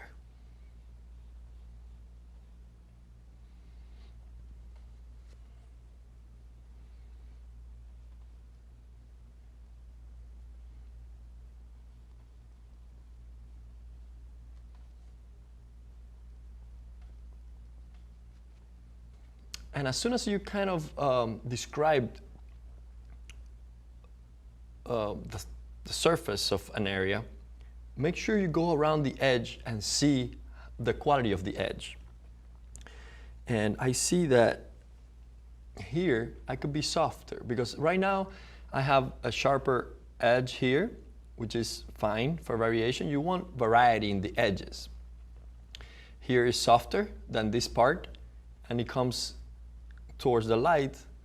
I want to have a little bit of a softer transition to the hair so that I add variety to the forehead. And if we do that throughout the painting, then the whole painting becomes much more exciting.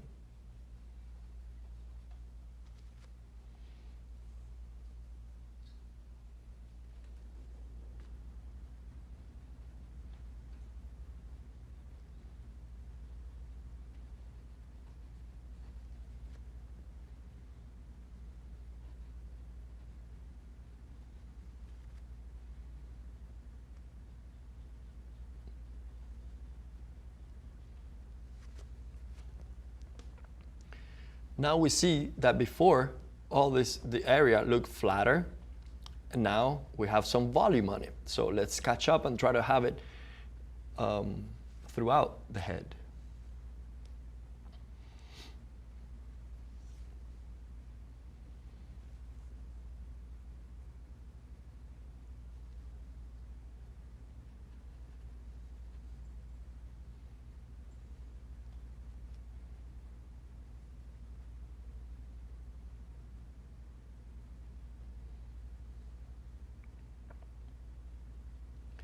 As a principle, it's better to have the shadows more similar, meaning having kind of the same color through the shadows and more variety in the lights. That way the painting has this dignity to it.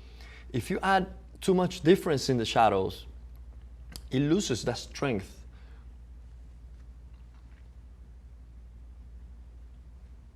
So think about the variety in the lights and more constant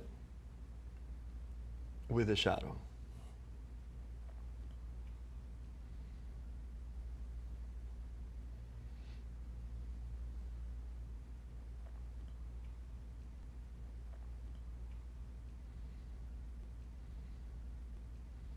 I talked about using a black mirror before, and it's very useful because it compresses the darks together and separates them from the lights. And if you have trouble simplifying the shadows, this is a good tool because you can look at it and see, compare it to the model and seeing if your families from the darks and the lights are working together. The difference between using a black mirror and a regular mirror is that the regular mirror is to compare shapes. You can see it upside down to compare it to the model. You can, step back away. Some people just put it on the top. If you see it like that, also upside down. But this black mirror is useful just for the values, not so much for the shapes because it's dark. Don't use your phone. I see a lot of people getting an iPhone or something when it's off, and they kind of use it as a black mirror. That's not a good idea because it's a deeper dark.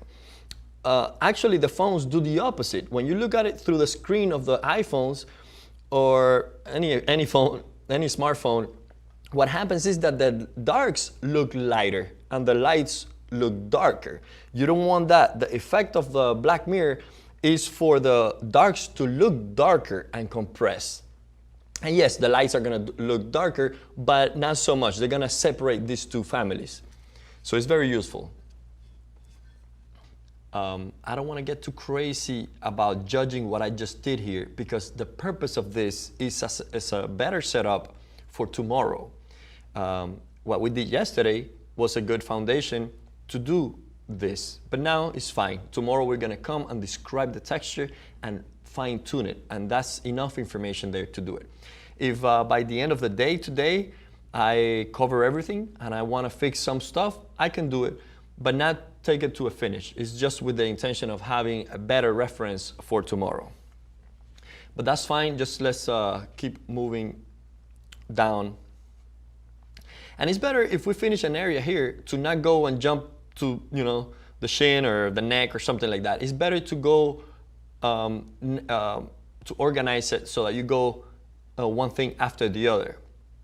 That way you can judge it better.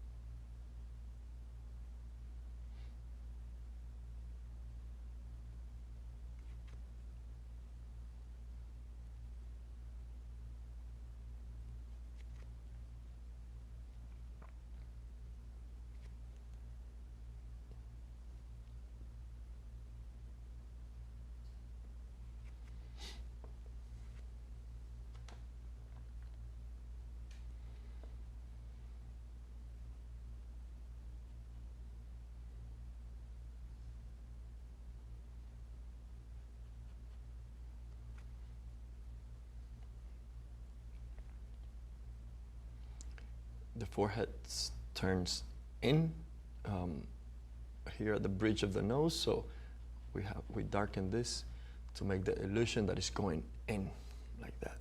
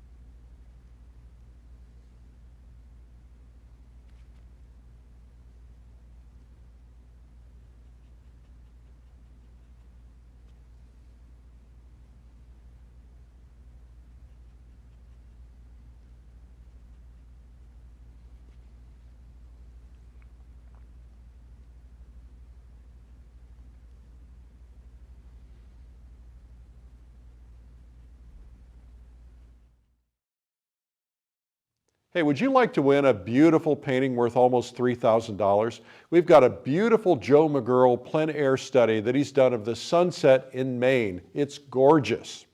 If you want to have an opportunity to win it, go to paintinggiveaway.com. giveaway.com. Just put in your email. That's all you've got to do, and you only need to enter once. We'll be giving away the prize at the end of May. Go to paintinggiveaway.com.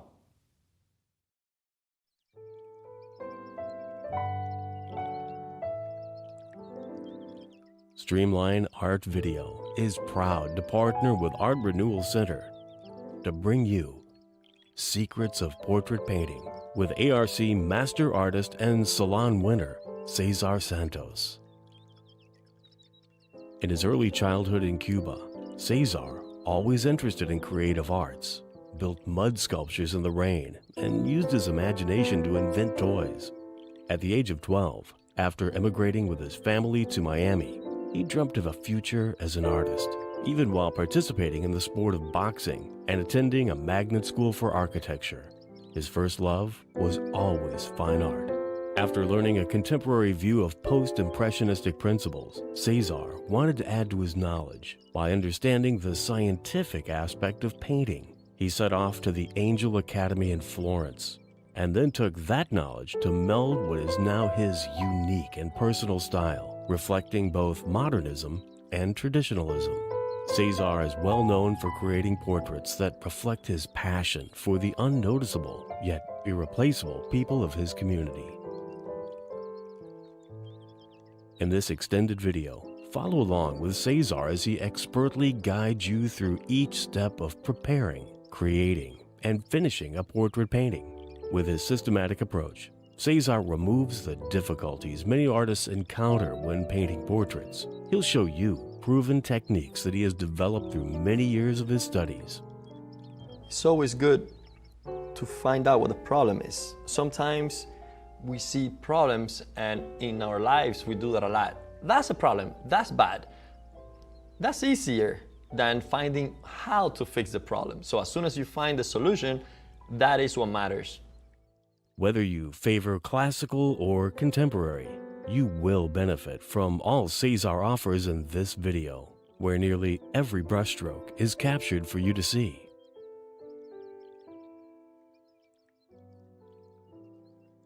Cesar is very comfortable working in front of the camera, and you'll find his playful yet serious style easy to learn from. His principle-based teaching methods are straightforward and practical, taking portrait painting, something that many artists find difficult, and making it much easier to learn and apply. All this has the teeth inside. The structure of bones is just a circular shape that goes from side to side here, like that, and then from top to bottom going like that too.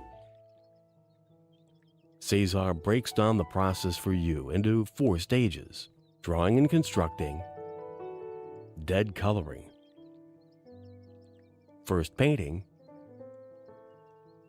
and second painting. Anybody can start a painting. The problem is to finish it with detail and not lose the broadness of it. In each stage, Cesar will not only demonstrate what he routinely does in his own work, he'll carefully explain in detail why he does it this way and the advantages these methods have.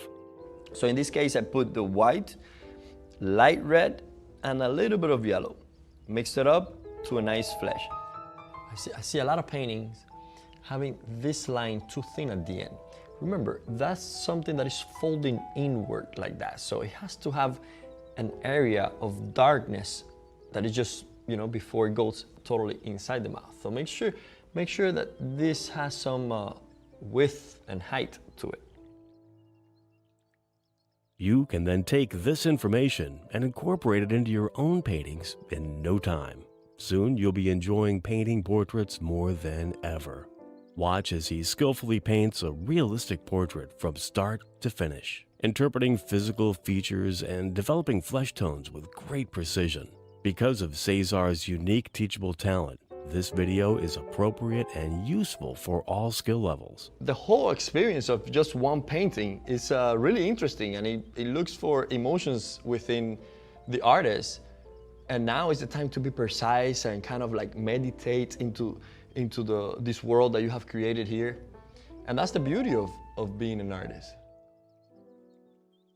The skills Cesar teaches are unique, yet universal, and you'll find his techniques to be a natural way of building and creating portrait painting that you will be proud to show off.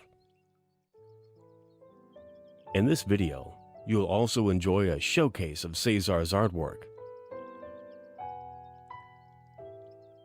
along with an interview of the artist conducted by Vern G. Swanson, Art Renewal Center trustee.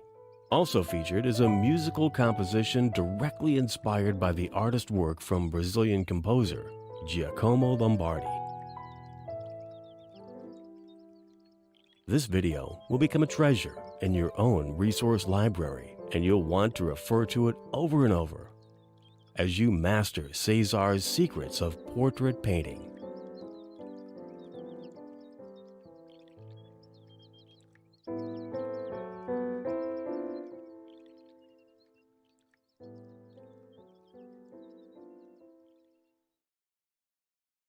Secrets of Portrait Painting is the biggest selling art instruction video in history, anywhere. It's huge. It's a must. Anyway, if you want to learn more about it, you can find it at lilyartvideo.com. Now let's talk to the artist himself and do an interview.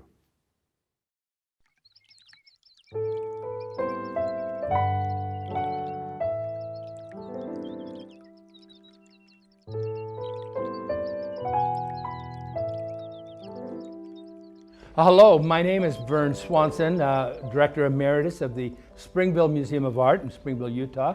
It's my pleasure today to be with Cesar Santos, outstanding young artist out of Miami and Cuba. And we'll be talking with him about his life and his art and the art world of today. And it's really exciting because he's a very well-connected artist who knows many people.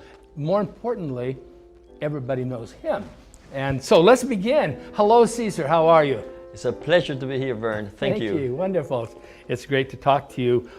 It's been wonderful to spend the last day getting to know you better. A lot of people would like to know, who is the real Cesar Santos? Tell us about how you began your life and how you got to where you are today.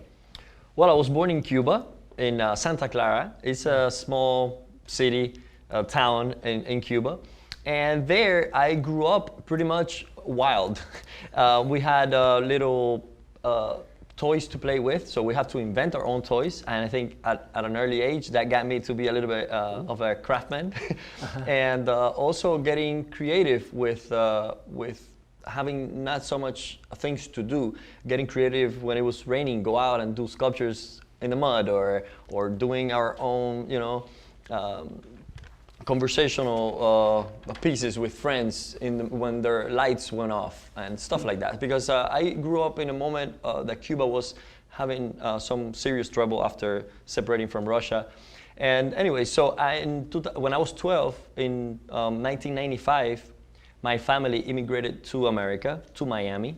And that's when my whole life kind of changed completely, because now I had a future ahead of me and I had things to engage in more seriously. And that's when I started more interested in the arts. Before, it was my uncle in Cuba influencing me, saying, you have talent, go draw, do these drawing exercises. But it wasn't a serious thing because I was boxing as well. My father put me into several sports, track and field and boxing. And even though I kept practicing them and still do, my focus in America was to become a fine artist, a painter. Oh my goodness. So when did you decide that you would be maybe an artist? I decided when I was in middle school, and the only good grades I had was in art class. My art teacher said, you cannot go to a public school, apply. If you don't have money for a private school, just apply to a magnet school.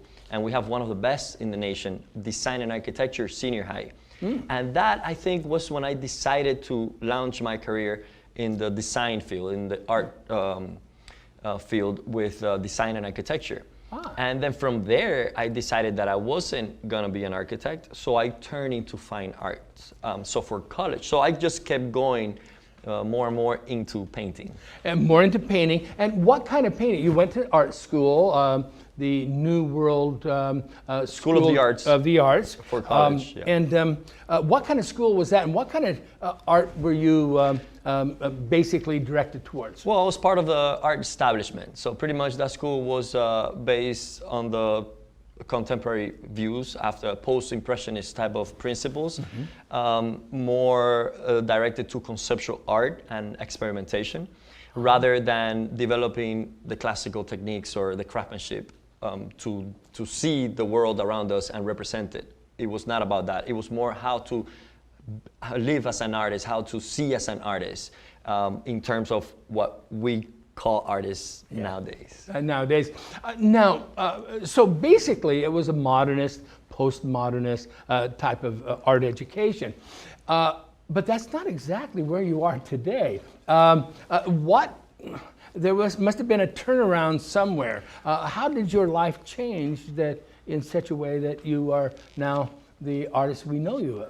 Well, I see myself as being part of that, and I would like to be always. I never thought of myself as a classical or a purist painter. The only difference is that I was not happy with the teachings I was getting in the school, because it was one direction oriented. It was only conceptual and experimentation, and never the scientific part of painting, which I loved. I looked at our history books and I looked at Velázquez and I say, how did he do that? And page by page, different names come up and all these secrets were lost. So I think as an artist, developing artist, I saw myself that with the responsibility to go and learn how to do that if that was my passion. But I didn't want to escape the contemporary art world. I wanted to be part of it because that's how I started wanting to be part of it. I just wanted to add something new to it. So basically, you were that, and now you're going to be this. You're going to meld the two together. Yeah, so I left the school. How did you do this? What mechanism brought the two together? Well, after 4 years there, I was about to graduate with a bachelor's degree, and all my future looked like was teaching, like one of my teachers, theory of art, art history. So I said, no, I cannot do that. I'm not going to depend on that for my life. So I looked around and I saw this small academy in Florence, the Angel Academy of Art. And I saw the student work on the website, and I said, am I that bad as an artist? Are they learning how to do this? Or what is this? So I kept insisting, and my parents finally, after a year of me bothering them to get me there, they finally cooperated and gave me the funds to go study there. Oh my goodness, that's spectacular. So how long were you in Italy at the Florence? I graduated from the Angel Academy in a year and a half. I was in Florence about 2 years. About 2 years. And so you kind of set your own agenda. And really it's remarkable. I know of no other American artist or European artist who has tried to meld the two, modernism with traditionalism. Now, tell me, which artist, living or dead, have been influential in your art career? Well, thank you for mentioning that. Just a little bit before that, I wanted to mention that that was my life. After studying in contemporary art school, and going through the conceptual training and mixing that with the traditional school in Italy, I was part of these two worlds, and I also saw nobody doing this conversation. Right, so my series of syncretism was about that, about opening a space in a canvas that both both opposite schools of thought can live together and interact with each other. Because that was my life. That reflected who I was at the moment. Now, about the artists that influenced me, I have never been a type of, I don't follow the artist. I look at images of the past, the present, that talk to me, that tell me something, that I learn from, and that's what I take away. I don't, there are Rembrandt pieces that I don't really like, and there are, unknown painters that I'm blown away by some of their works. So, but I have two influences. One is from artists who changed the term beauty, that challenged what beauty meant, because we think it's a universal, beauty is universal, but it's not. We know that what is beautiful as makeup in some tribes, we find them horrible. And so beauty always changing within the social group that we are. And I think the artists, like for instance, Michelangelo, when he did the wall, not the ceiling. You see, the ceiling is good taste, is more organized. And you see the wall and you see the artist saying something different. And that caused controversy and problem at that time. So I like that.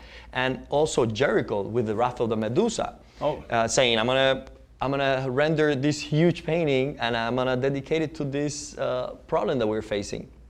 Or Rembrandt applying texture in that way in a canvas. So I always look for people who are challenging what beauty is. It's not the beach scene or the flowers of the beautiful woman. Yeah. But on the other hand, there's Bouguereau, and I copy him more than any other artist because he took beauty to that perfect level that is impossible to achieve nowadays. I believe when I stand in front of an infant satyr, I don't it doesn't look like a human did that.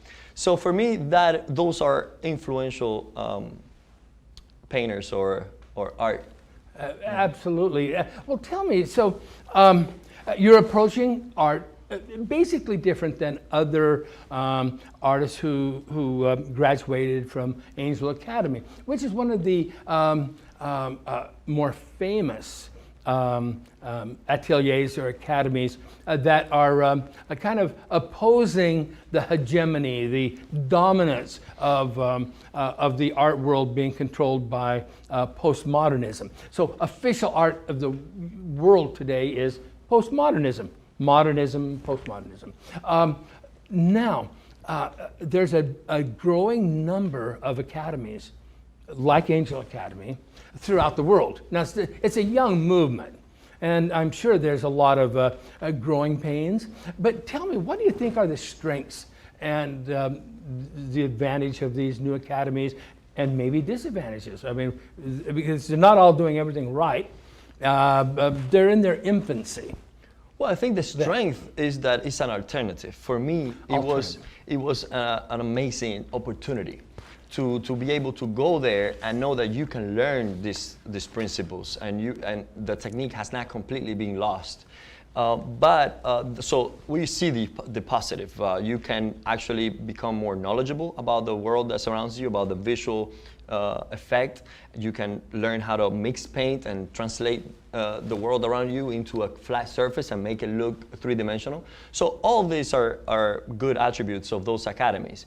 I think the moment you go through the training and you acquire this technique and this ability to paint realistically, the society tells us that this is amazing, it's looking good. Facebook tells you that, your parents tell you that. So you rely on that and think that that is the end, and you don't question anymore. You say, this is beauty, contemporary artists don't know how to paint, they don't know what they're talking about, this is true art because it has been proven in the past. And there's no point to be mimicking classical painting. And that's what I see a lot. I see a lot of mimicking and wanting to, but really it's not about that. I think art has to challenge, take people to a new place they've never been before. It sounds like there's a bit of arrogance there. Once they've attained a minimum degree of proficiency, they think they've gained it all. But it's really student practice. Exactly. That has been my challenge, because I want to learn how to be a better painter. I want to create with my brush things that will take people's mind to a new place, a different place. But I want to be relevant to my surroundings. Exactly. I want to present images that people, that not the public, because that's what television does. And I think that's a mix, that's a confusion that we have. I don't care in my art to please people. That should be, as an artist, I want to challenge myself and look for what I believe is beautiful or what I believe I should be saying and saying it. If people like it or not, it's not up to me. I think normally that's up to the talented amateur to do that, to try to be nice and paint things that people like. But we have television for that. You see beautiful women actually the influence from classical painting, you see it in posters from movies, you see it in television all the time, the drapery. So I think our role nowadays is to see how we explore our world visually. Yes, now in today's contemporary modernist dominant world, it seems that the artist is painting for the cultural elite, for the people who get it. But it's very obscure to the average person. Yeah. But it sounds like you don't want to go that way, and you don't want to go like an illustrator to where you're just painting or drawing for works that everybody gets. It sounds like you want to paint paintings that are relevant to you, and you're hoping that they're relevant to other people, but they're challenging. You still want to remain a challenger to people. Yeah, all the time, and to myself. I don't sleep in peace. I'm always thinking, what's gonna be my next painting? How can I say something more complete as an expression? Right. And that's why I want to make sure that people understand that these academies are doing an amazing thing, because they're giving artists tools to work with. Right. Other than saying, well, you can do everything except knowing how to paint, which is what the only option that the universities are doing. Yes. You can do everything except make a good painting, which is not an option at all. You want to have the freedom to add good quality work and contemporary work as well. And see the beauty that we live in, because it's easy to say, oh, we live in this bad world and this and before it was, and idealize that. But come on, in reality, we are in an amazing place, and we can use technology to our advantage. And also, these academies sometimes become too purist, and they deprive the students from trying technology and the use of photography or lighting or things that in the past has been proven to work. Tempera was the norm. They brought oils. Some painters said, I don't want to paint in oils. I want to paint in tempera. That's the tradition. That's easy. Yeah. You can just blend forever there. And the same thing with anatomy. Botticelli said, no, conceptualize the figure. What are you doing? And Da Vinci said, no, I'm going to study anatomy and make it more realistic. So there's always been that challenge in avant-garde mentalities versus traditional mentalities. And what I'm proposing is, and what I do, is that I see my surroundings, I take all the tools I can to just express myself in a complete, You marry them together. Yeah. Well, traditionally, it's always been the young artist who's pushed the envelope. You're a young artist, you're 33 years old. I'm getting there, I'm getting young. You think that's old, but it's not. I look at that and think it's funny. But anyway, John Ruskin, the art critic of Britain in the 19th century, said that all truly great works of art was about something beyond itself. What message or meaning do you have beyond your obvious subject? Yeah. Well, I try to do what film, movies, and photography cannot do, and that is to make you see through the work of art, to make you dream into it for a longer period, and see it always differently. And that is something that I don't get with a movie. It just stays in the surface, it's done, I don't want to see it again. And a painting, for me, when I create art, I try to do it so that powers transcends. And when people see my subjects, they see beyond the subjects or the activity they're engaged in. That's why normally my latest paintings, they're not doing any activity. They're just standing there looking at you. And me, by being minimalistic about that expression, I think, and painting, the paint quality has to be strong enough to engage you as a viewer and see your whole culture, your community, your race, or whatever it is that takes you and reflects on your own self. That's why my subjects are facing you, and they're just being there for you to interact with them.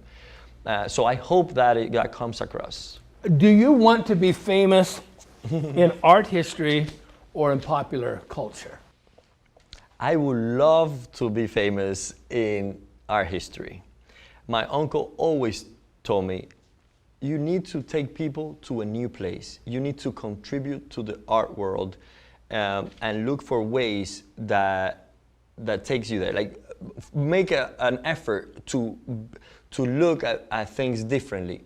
Don't settle for just repeating or trying to mimicking the past. And I think that's important.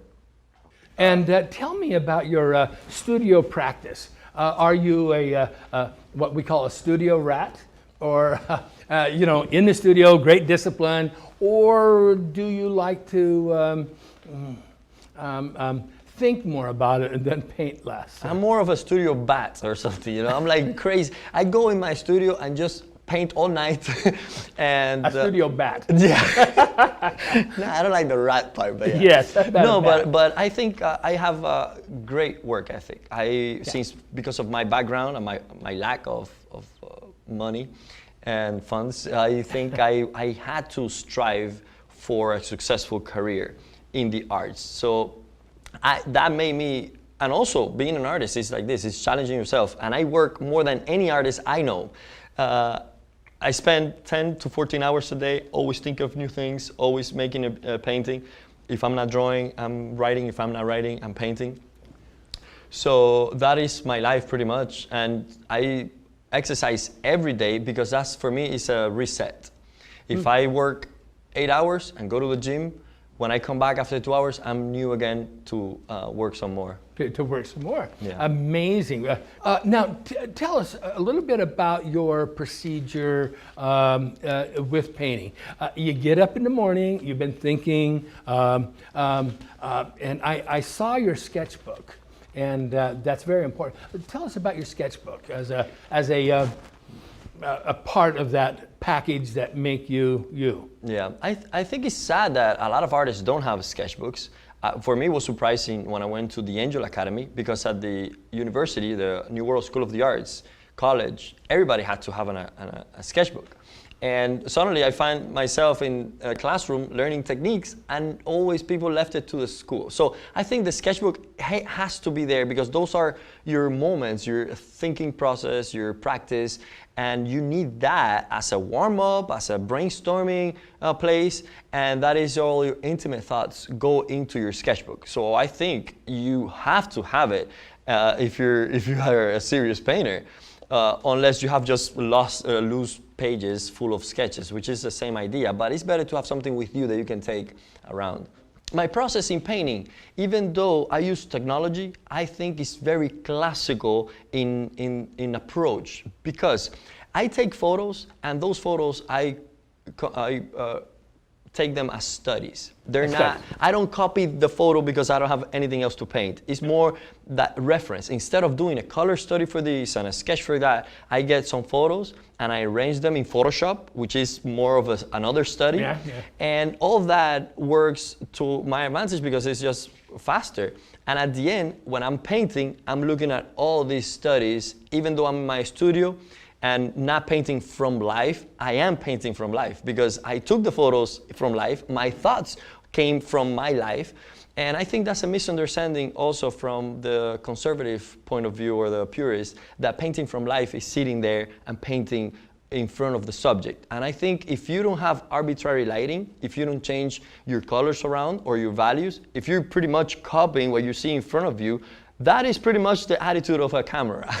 So that you're painting from life while you're painting literally does not mean that you're painting from life. Painting from life is more like looking at your life surroundings and painting from your brain, cerebral painting, and just painting it. It doesn't mean that you have to be outside of your studio or anything like that. So my approach, even though I use technology, as much as I can, or as much as it doesn't harm me, I think it's very classical because I get all these studies right, and yeah. drawings and make it. Well, do you paint from life? I mean, I do. I do. I'm gonna do it soon.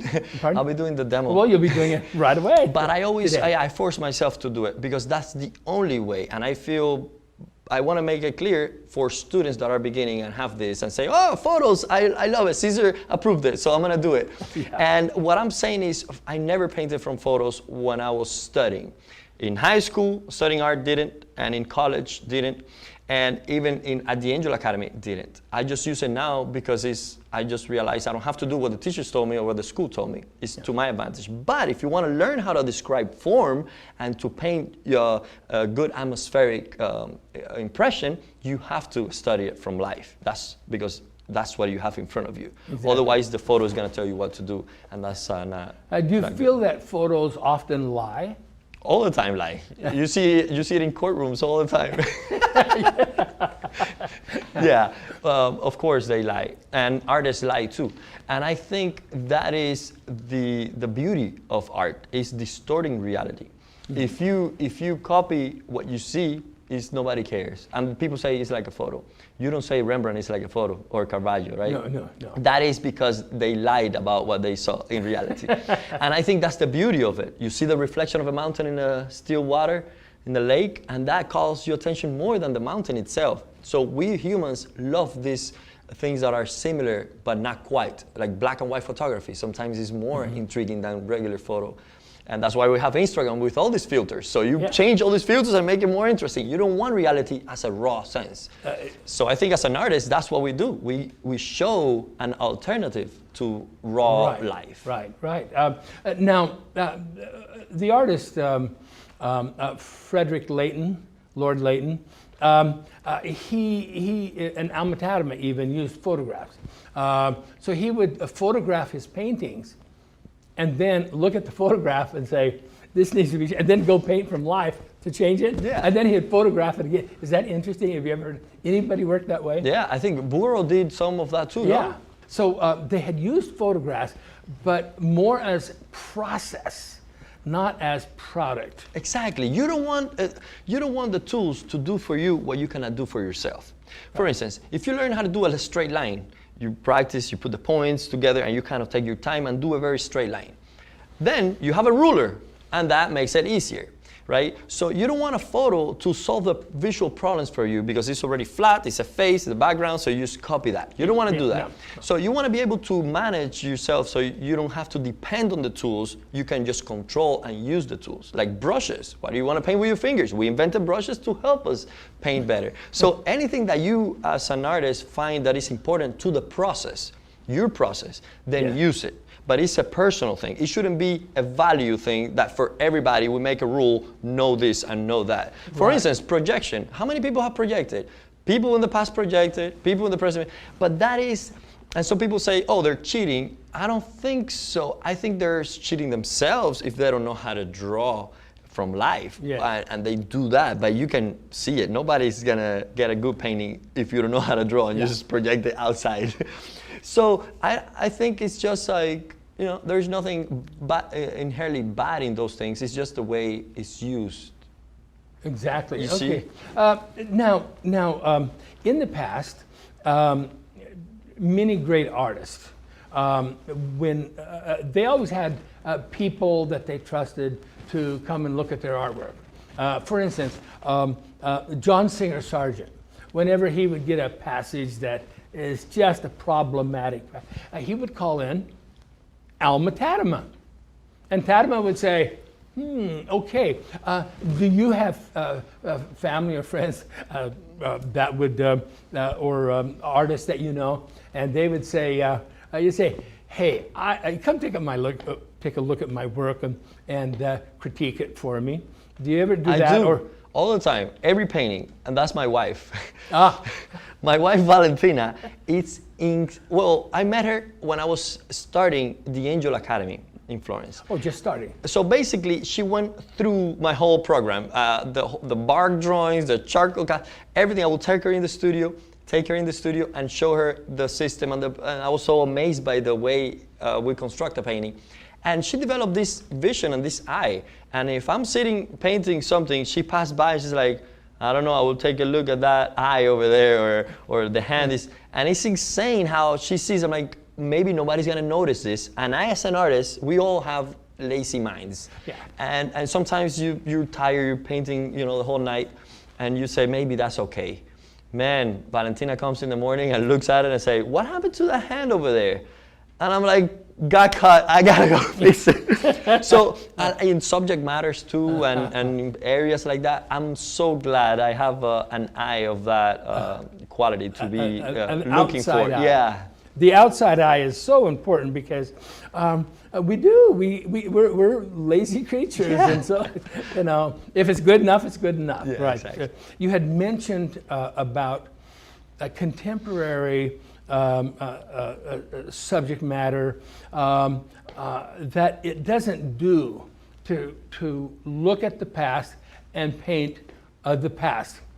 Yesterday's subjects, yesterday's exact techniques, yesterday's exact vision. What do you see is the obligation of the artist to paint their day? They don't have Their to paint. time. Yeah. I don't think it's the obligation of the artist to paint their day or their time. I think it's the obligation of the artist to be aware of their day and the time, and to somehow present it or go against it or something. But you cannot be asleep and say, I'm gonna do that because that's the comfortable way to do it and that's easy. They solve my principal problems, or my elements are there, and I'm gonna use that to make my amazing paintings that my cousins love. You don't want to do that as an artist. You want to challenge yourself and say, what is it? What is my situation in the world? Why do I paint what I paint? And question it all the time. That's what I'm wondering, and look at television and what it brings, and cinema and theater, and say, okay, I have these little things here, square canvas with paint. What can I do that is powerful? None of the famous artists we know painted mimicking the past. Bouguereau was influenced by Raphael. We don't see him mimicking Raphael. You see the influence, you see the, that, but you see how he took it to a different level. And that is my challenge, to look at the past, think I'm gonna paint in the future, so that when I paint, it's just a present and it's contemporary. Exactly. Wonderful. How do you, by what mechanisms do you keep interested in your own artwork? Now, you mentioned that you're somewhat prolific. I mean, you work very hard, you produce, but after X number of paintings, does it begin to be rote, routine? And of course, routine is the death of an artist, right? But how do you stay passionate about what you do? Well, I stay passionate by conversation. I look around, talk to different minded people, argue with them, fight sometimes. Fight. Peaceful fights, boxing fights. Yeah. And make myself think about what I'm doing. So after a while of developing a series of work for a purpose, I'm researching. It's like a research. I'm doing this, and what should I do to it? I've painted my paintings, my recent paintings. The background has like 6 layers, a complete cover, because I'm looking for something and I still don't get it. And I think is that trying to achieve that which is unattainable, it's what keeps me motivated and looking for new things and new ways. So I don't take it as, I'm gonna paint this and tomorrow this, and I know what I need to do. I don't even know what I like. And I think I have that advantage. Yes. Well, Burne Jones once said, he said, between the last painting and the next one, I forgot how to paint. I have to learn how to paint. Totally. You know what? It's funny because now I'm gonna do a demo, and I'm gonna use a system that I last week developed after copying a Bouguereau, and I think it's more advanced than my other approaches, even though I've taught the other approaches at some workshops. So I'm sure some students are gonna say, oh my God, you told me a different palette, or you told me a different set of colors or layers. And I said, I do that all the time in my work. No 2 fleshes I paint the same. I don't know if that's well said, but I don't paint the skin tones or my palette, I don't set it the same way every day. Yeah. So I think that keeps it new and fresh. And it's true, I forget it. I'm like, what am I going to do today? Okay, I just approach the problem. Have you noticed that many of the schools teach the ateliers, they teach, let's say, the painting of the grisaille, the black and white and gray painting of a nude, let's say, and then students who graduate, they leave school and they think that student practice is professional practice. Because some people buy it, so they... Yeah, you know, I mean, people don't know. And he said, and underneath I have a fully wrought a nude painting of a woman. So he said, let's clean off that painting, get down to that. Yeah. Yeah. Yeah, well, I think art has to go beyond teaching and beyond school. If you can recognize where you studied clearly, you're just doing that. Like, you're not really finding your own voice. But that's what they taught you were the tools, so you can take that to a different level. But of course, so many people now can paint. Before, they had to either make a living at picking potatoes if you were not a good artist. You know, you had to decide.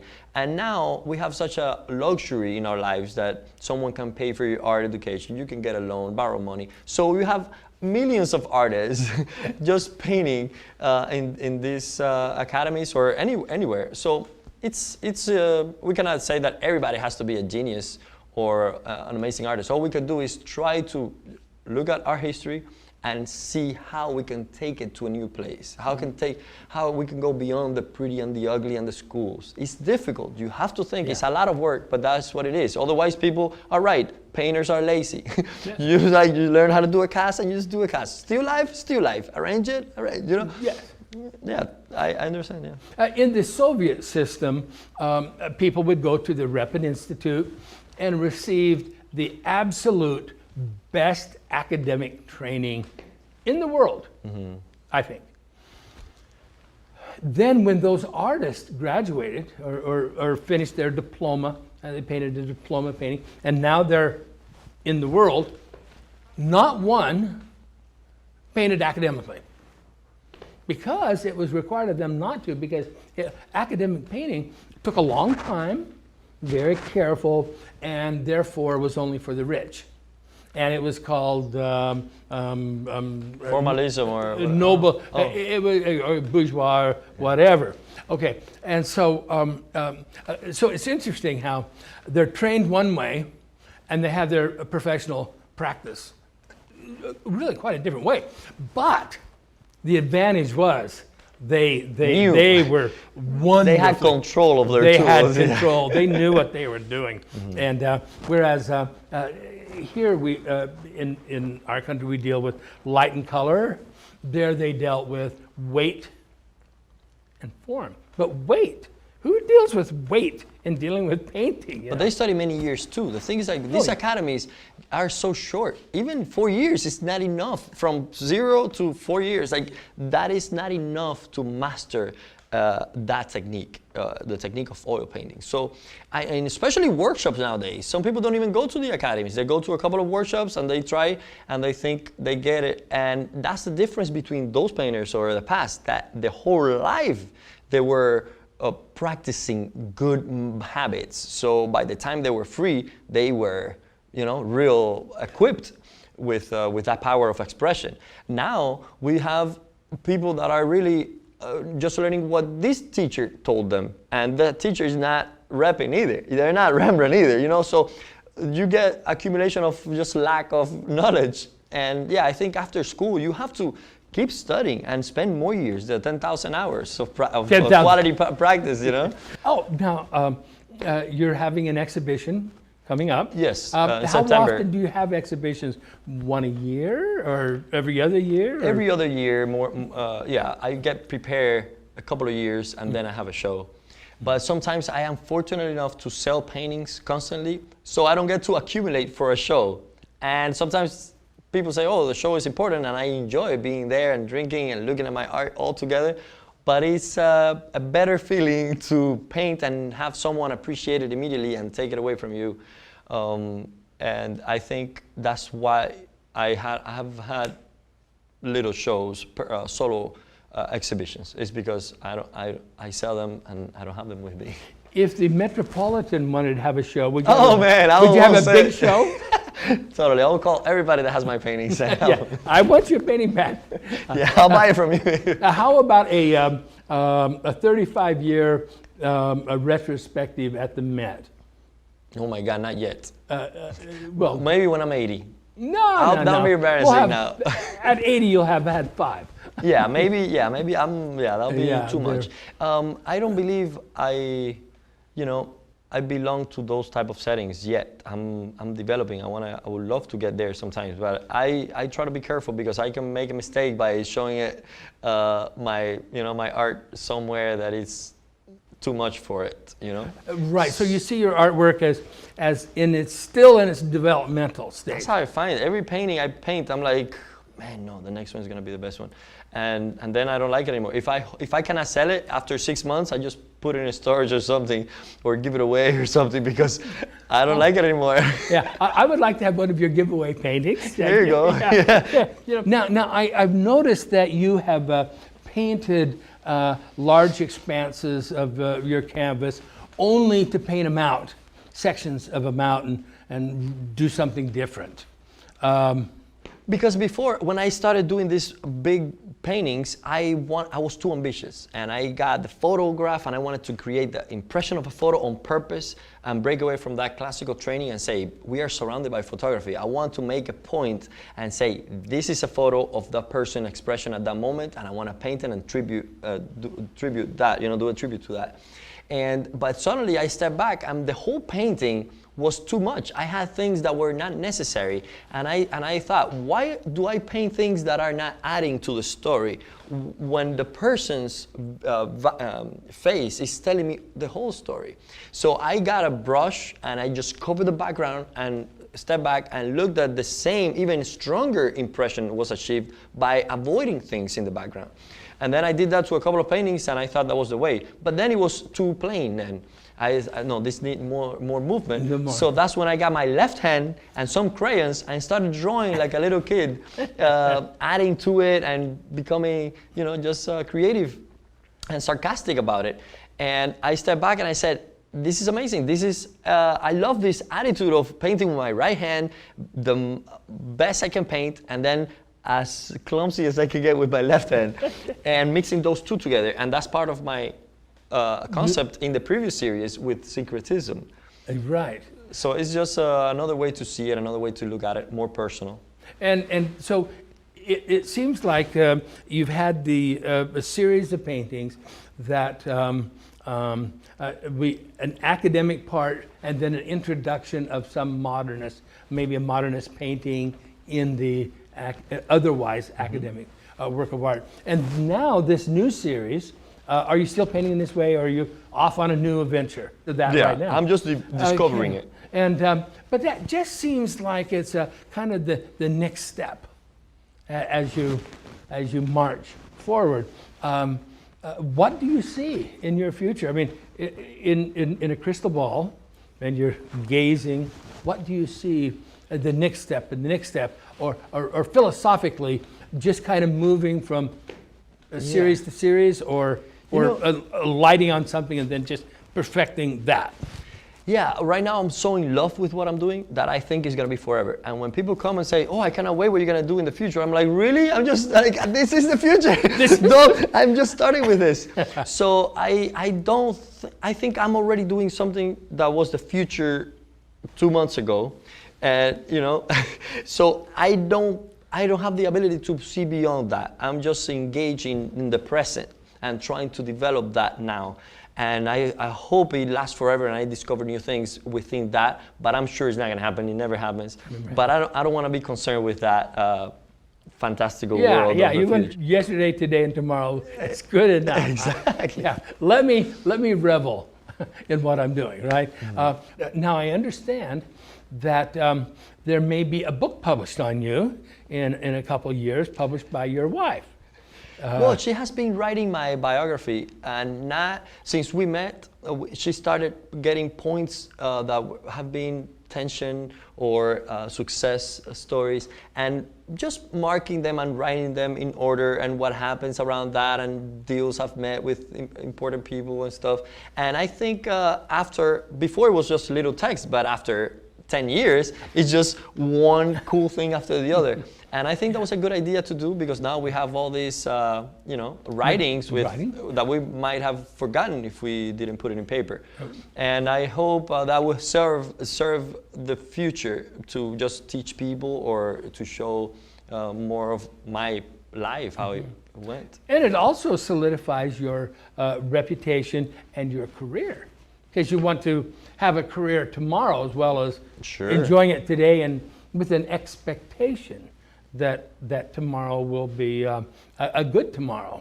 And I'm sure you seem to have confidence that life will go on and you'll be able to have a painting career. Oh, I think I've had it, because I came from nothing. I had nothing, and I always said I will make it, and I didn't have plan B. And some artists call me and say, "Oh, do you think I'm going to make it as an artist?" I say, "Oh, if you're thinking that, you're not going to." Yeah. Because I never thought about that failing point. And my present is the future of 10 years ago. So 10 years ago, I said, would I make it in 2016 or 15, living as a painter without just, having any other job? And it has happened. So I don't have to worry about that. I know that if I just do what I love, there'll be a way to survive, Yeah, my background is in academic painting mostly, and naturalist painting with the Russian art. And but your artwork is still yet to be categorized. You're kind of a little outside the box. now you go, how does that make you feel? I mean, uneasy, proud, scared? Definitely scared, but I think that is what my uncle always told me. If people go here, you go there. That's my first attitude when I was in college, was nobody knows how to paint here. I'm gonna look for a place to go. So I went to Italy to study. So now everybody knows academic work. So then I go back to so I always do that, but my life is like that too. I am explosive, and I change directions all the time. And I don't, that's when you ask me about the painters, I find myself knowing very little about contemporary painters and what they do and what the auction houses do. I'm not concerned with that, and maybe that has affected my work in terms of, I don't know where I'm fitting, because I'm not fitting even in my mind with anything. So I mean, I'm glad that you saw it like that. I think I feel proud that you said that. Yes. So, yeah. You hate to think that you're plowing the same old field. You'd like to open up new ground. And you lose friends with that, though, because normally a lot of, because I did it, and that's why I say a lot of, but a lot of painters paint for their colleagues.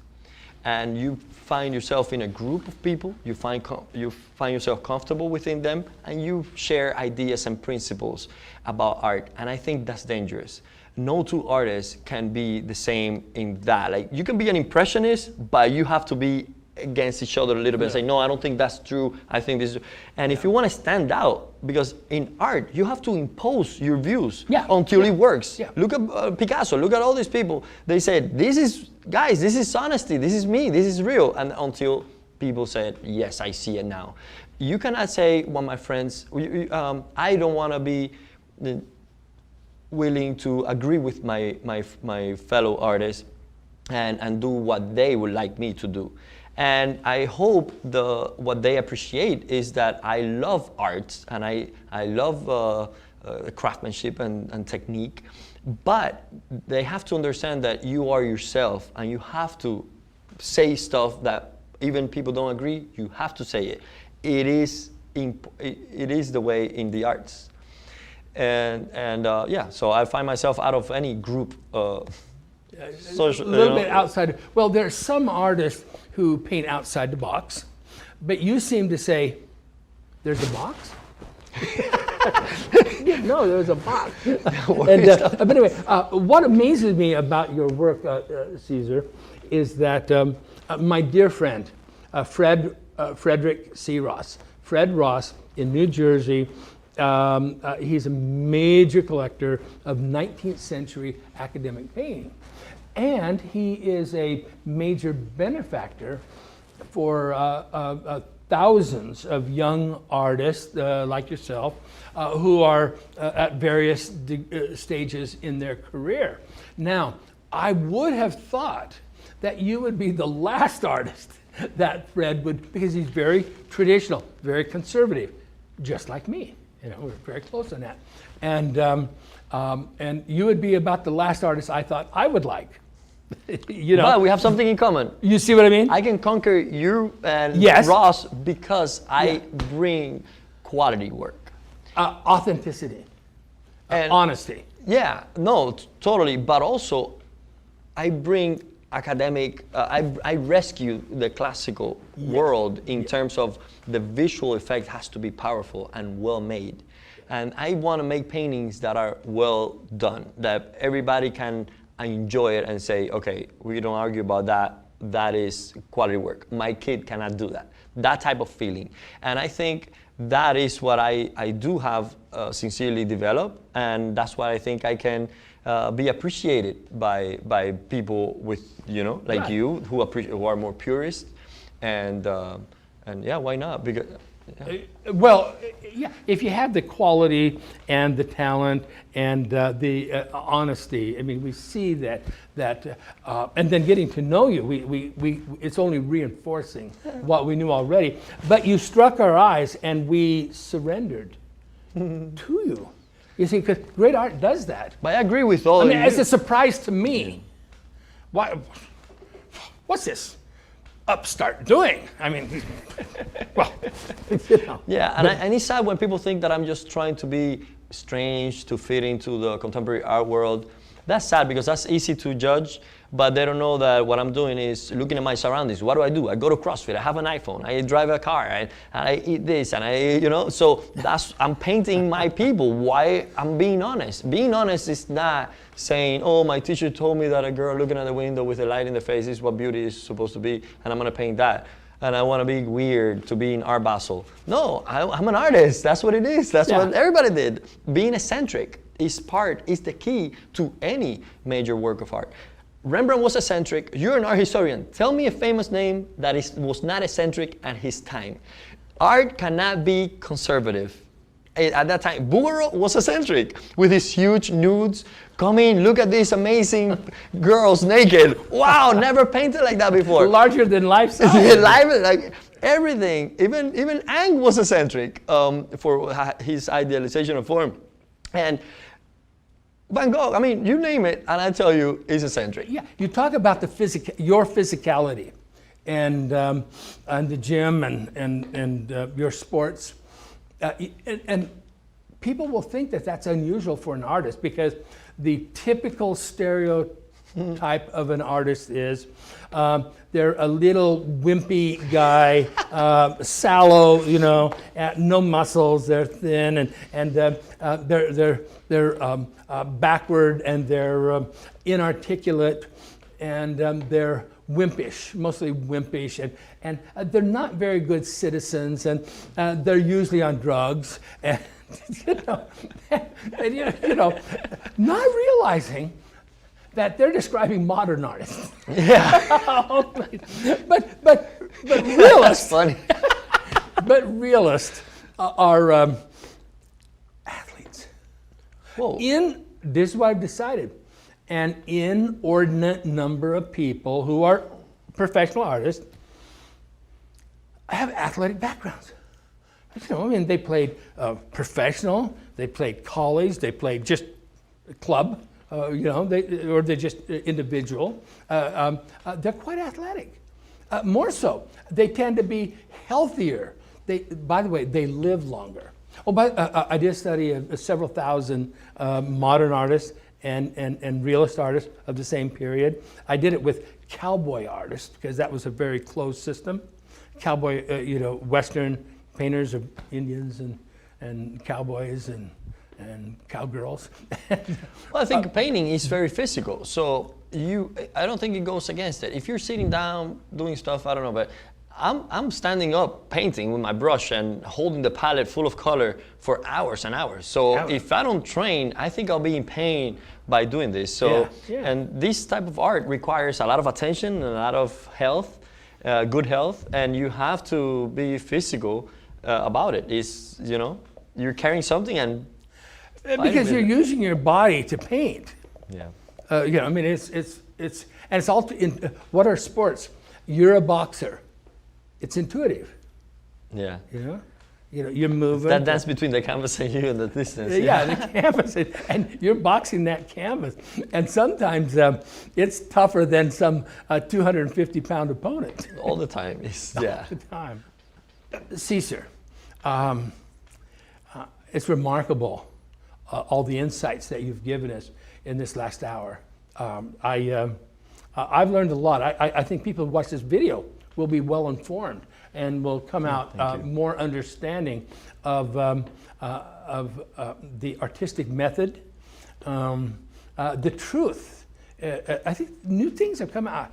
I'm amazed at how much you've said that you really kind of understand what has happened in the art world today, and maybe this is the future. Maybe you and others of your ilk would be the future. Tell me, what does it feel like to think that you may be a seminal artist that changes the way we think? That'll be amazing, because that's what I dedicate my life to. That's what I live for. So if that happens, then, you know, I want to cry right now. Yeah. But if that happens, you know, that is what I surrender to every day. So if that ever happens, which probably not, because I believe we are just dust and we are not important. But I do work hard every day, and I look to understand my situation. And if I ever influence anybody that stands in front of my painting, that for me was the success. That was a successful painting. So everything else is not up to me, but yeah, it feels good to think about it. Well, that's great. Thank you very much for talking to us about what's important to you. Thank you. Thank Wonderful. you so much. Bye-bye. I hope you've enjoyed Secrets of Portrait Painting with Cesar Santos. You're going to love watching this one. It's 19 hours and you're going to get so much out of it. You can learn more at lilyartvideo.com. I'm Eric Rhodes. Keep painting.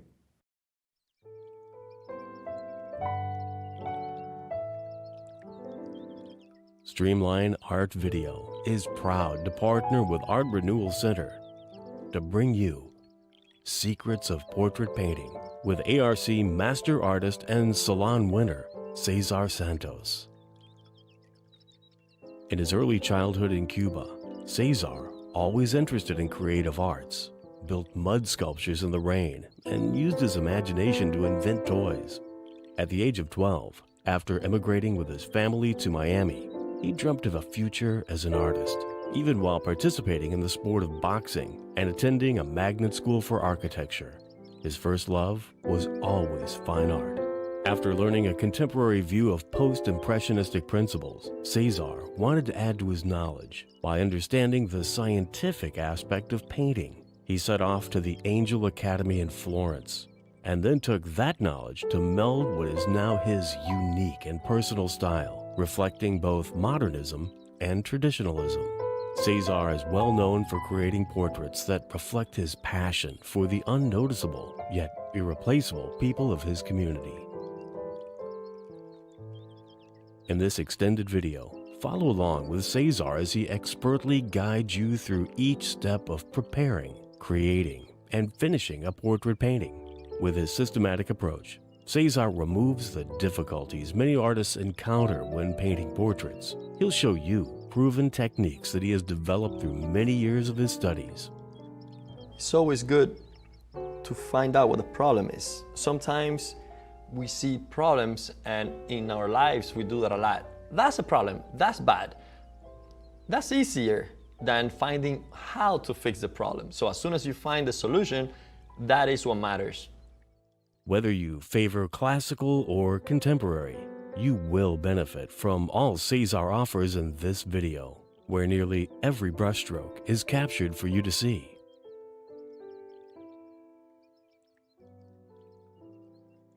Cesar is very comfortable working in front of the camera, and you'll find his playful yet serious style easy to learn from.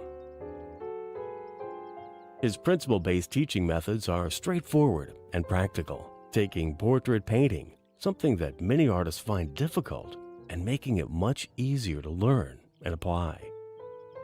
All of this has the teeth inside. The structure of bones is just a circular shape that goes from side to side here, like that, and then from top to bottom going like that too.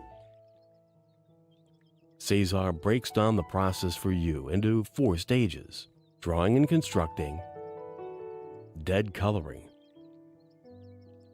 first painting, and second painting.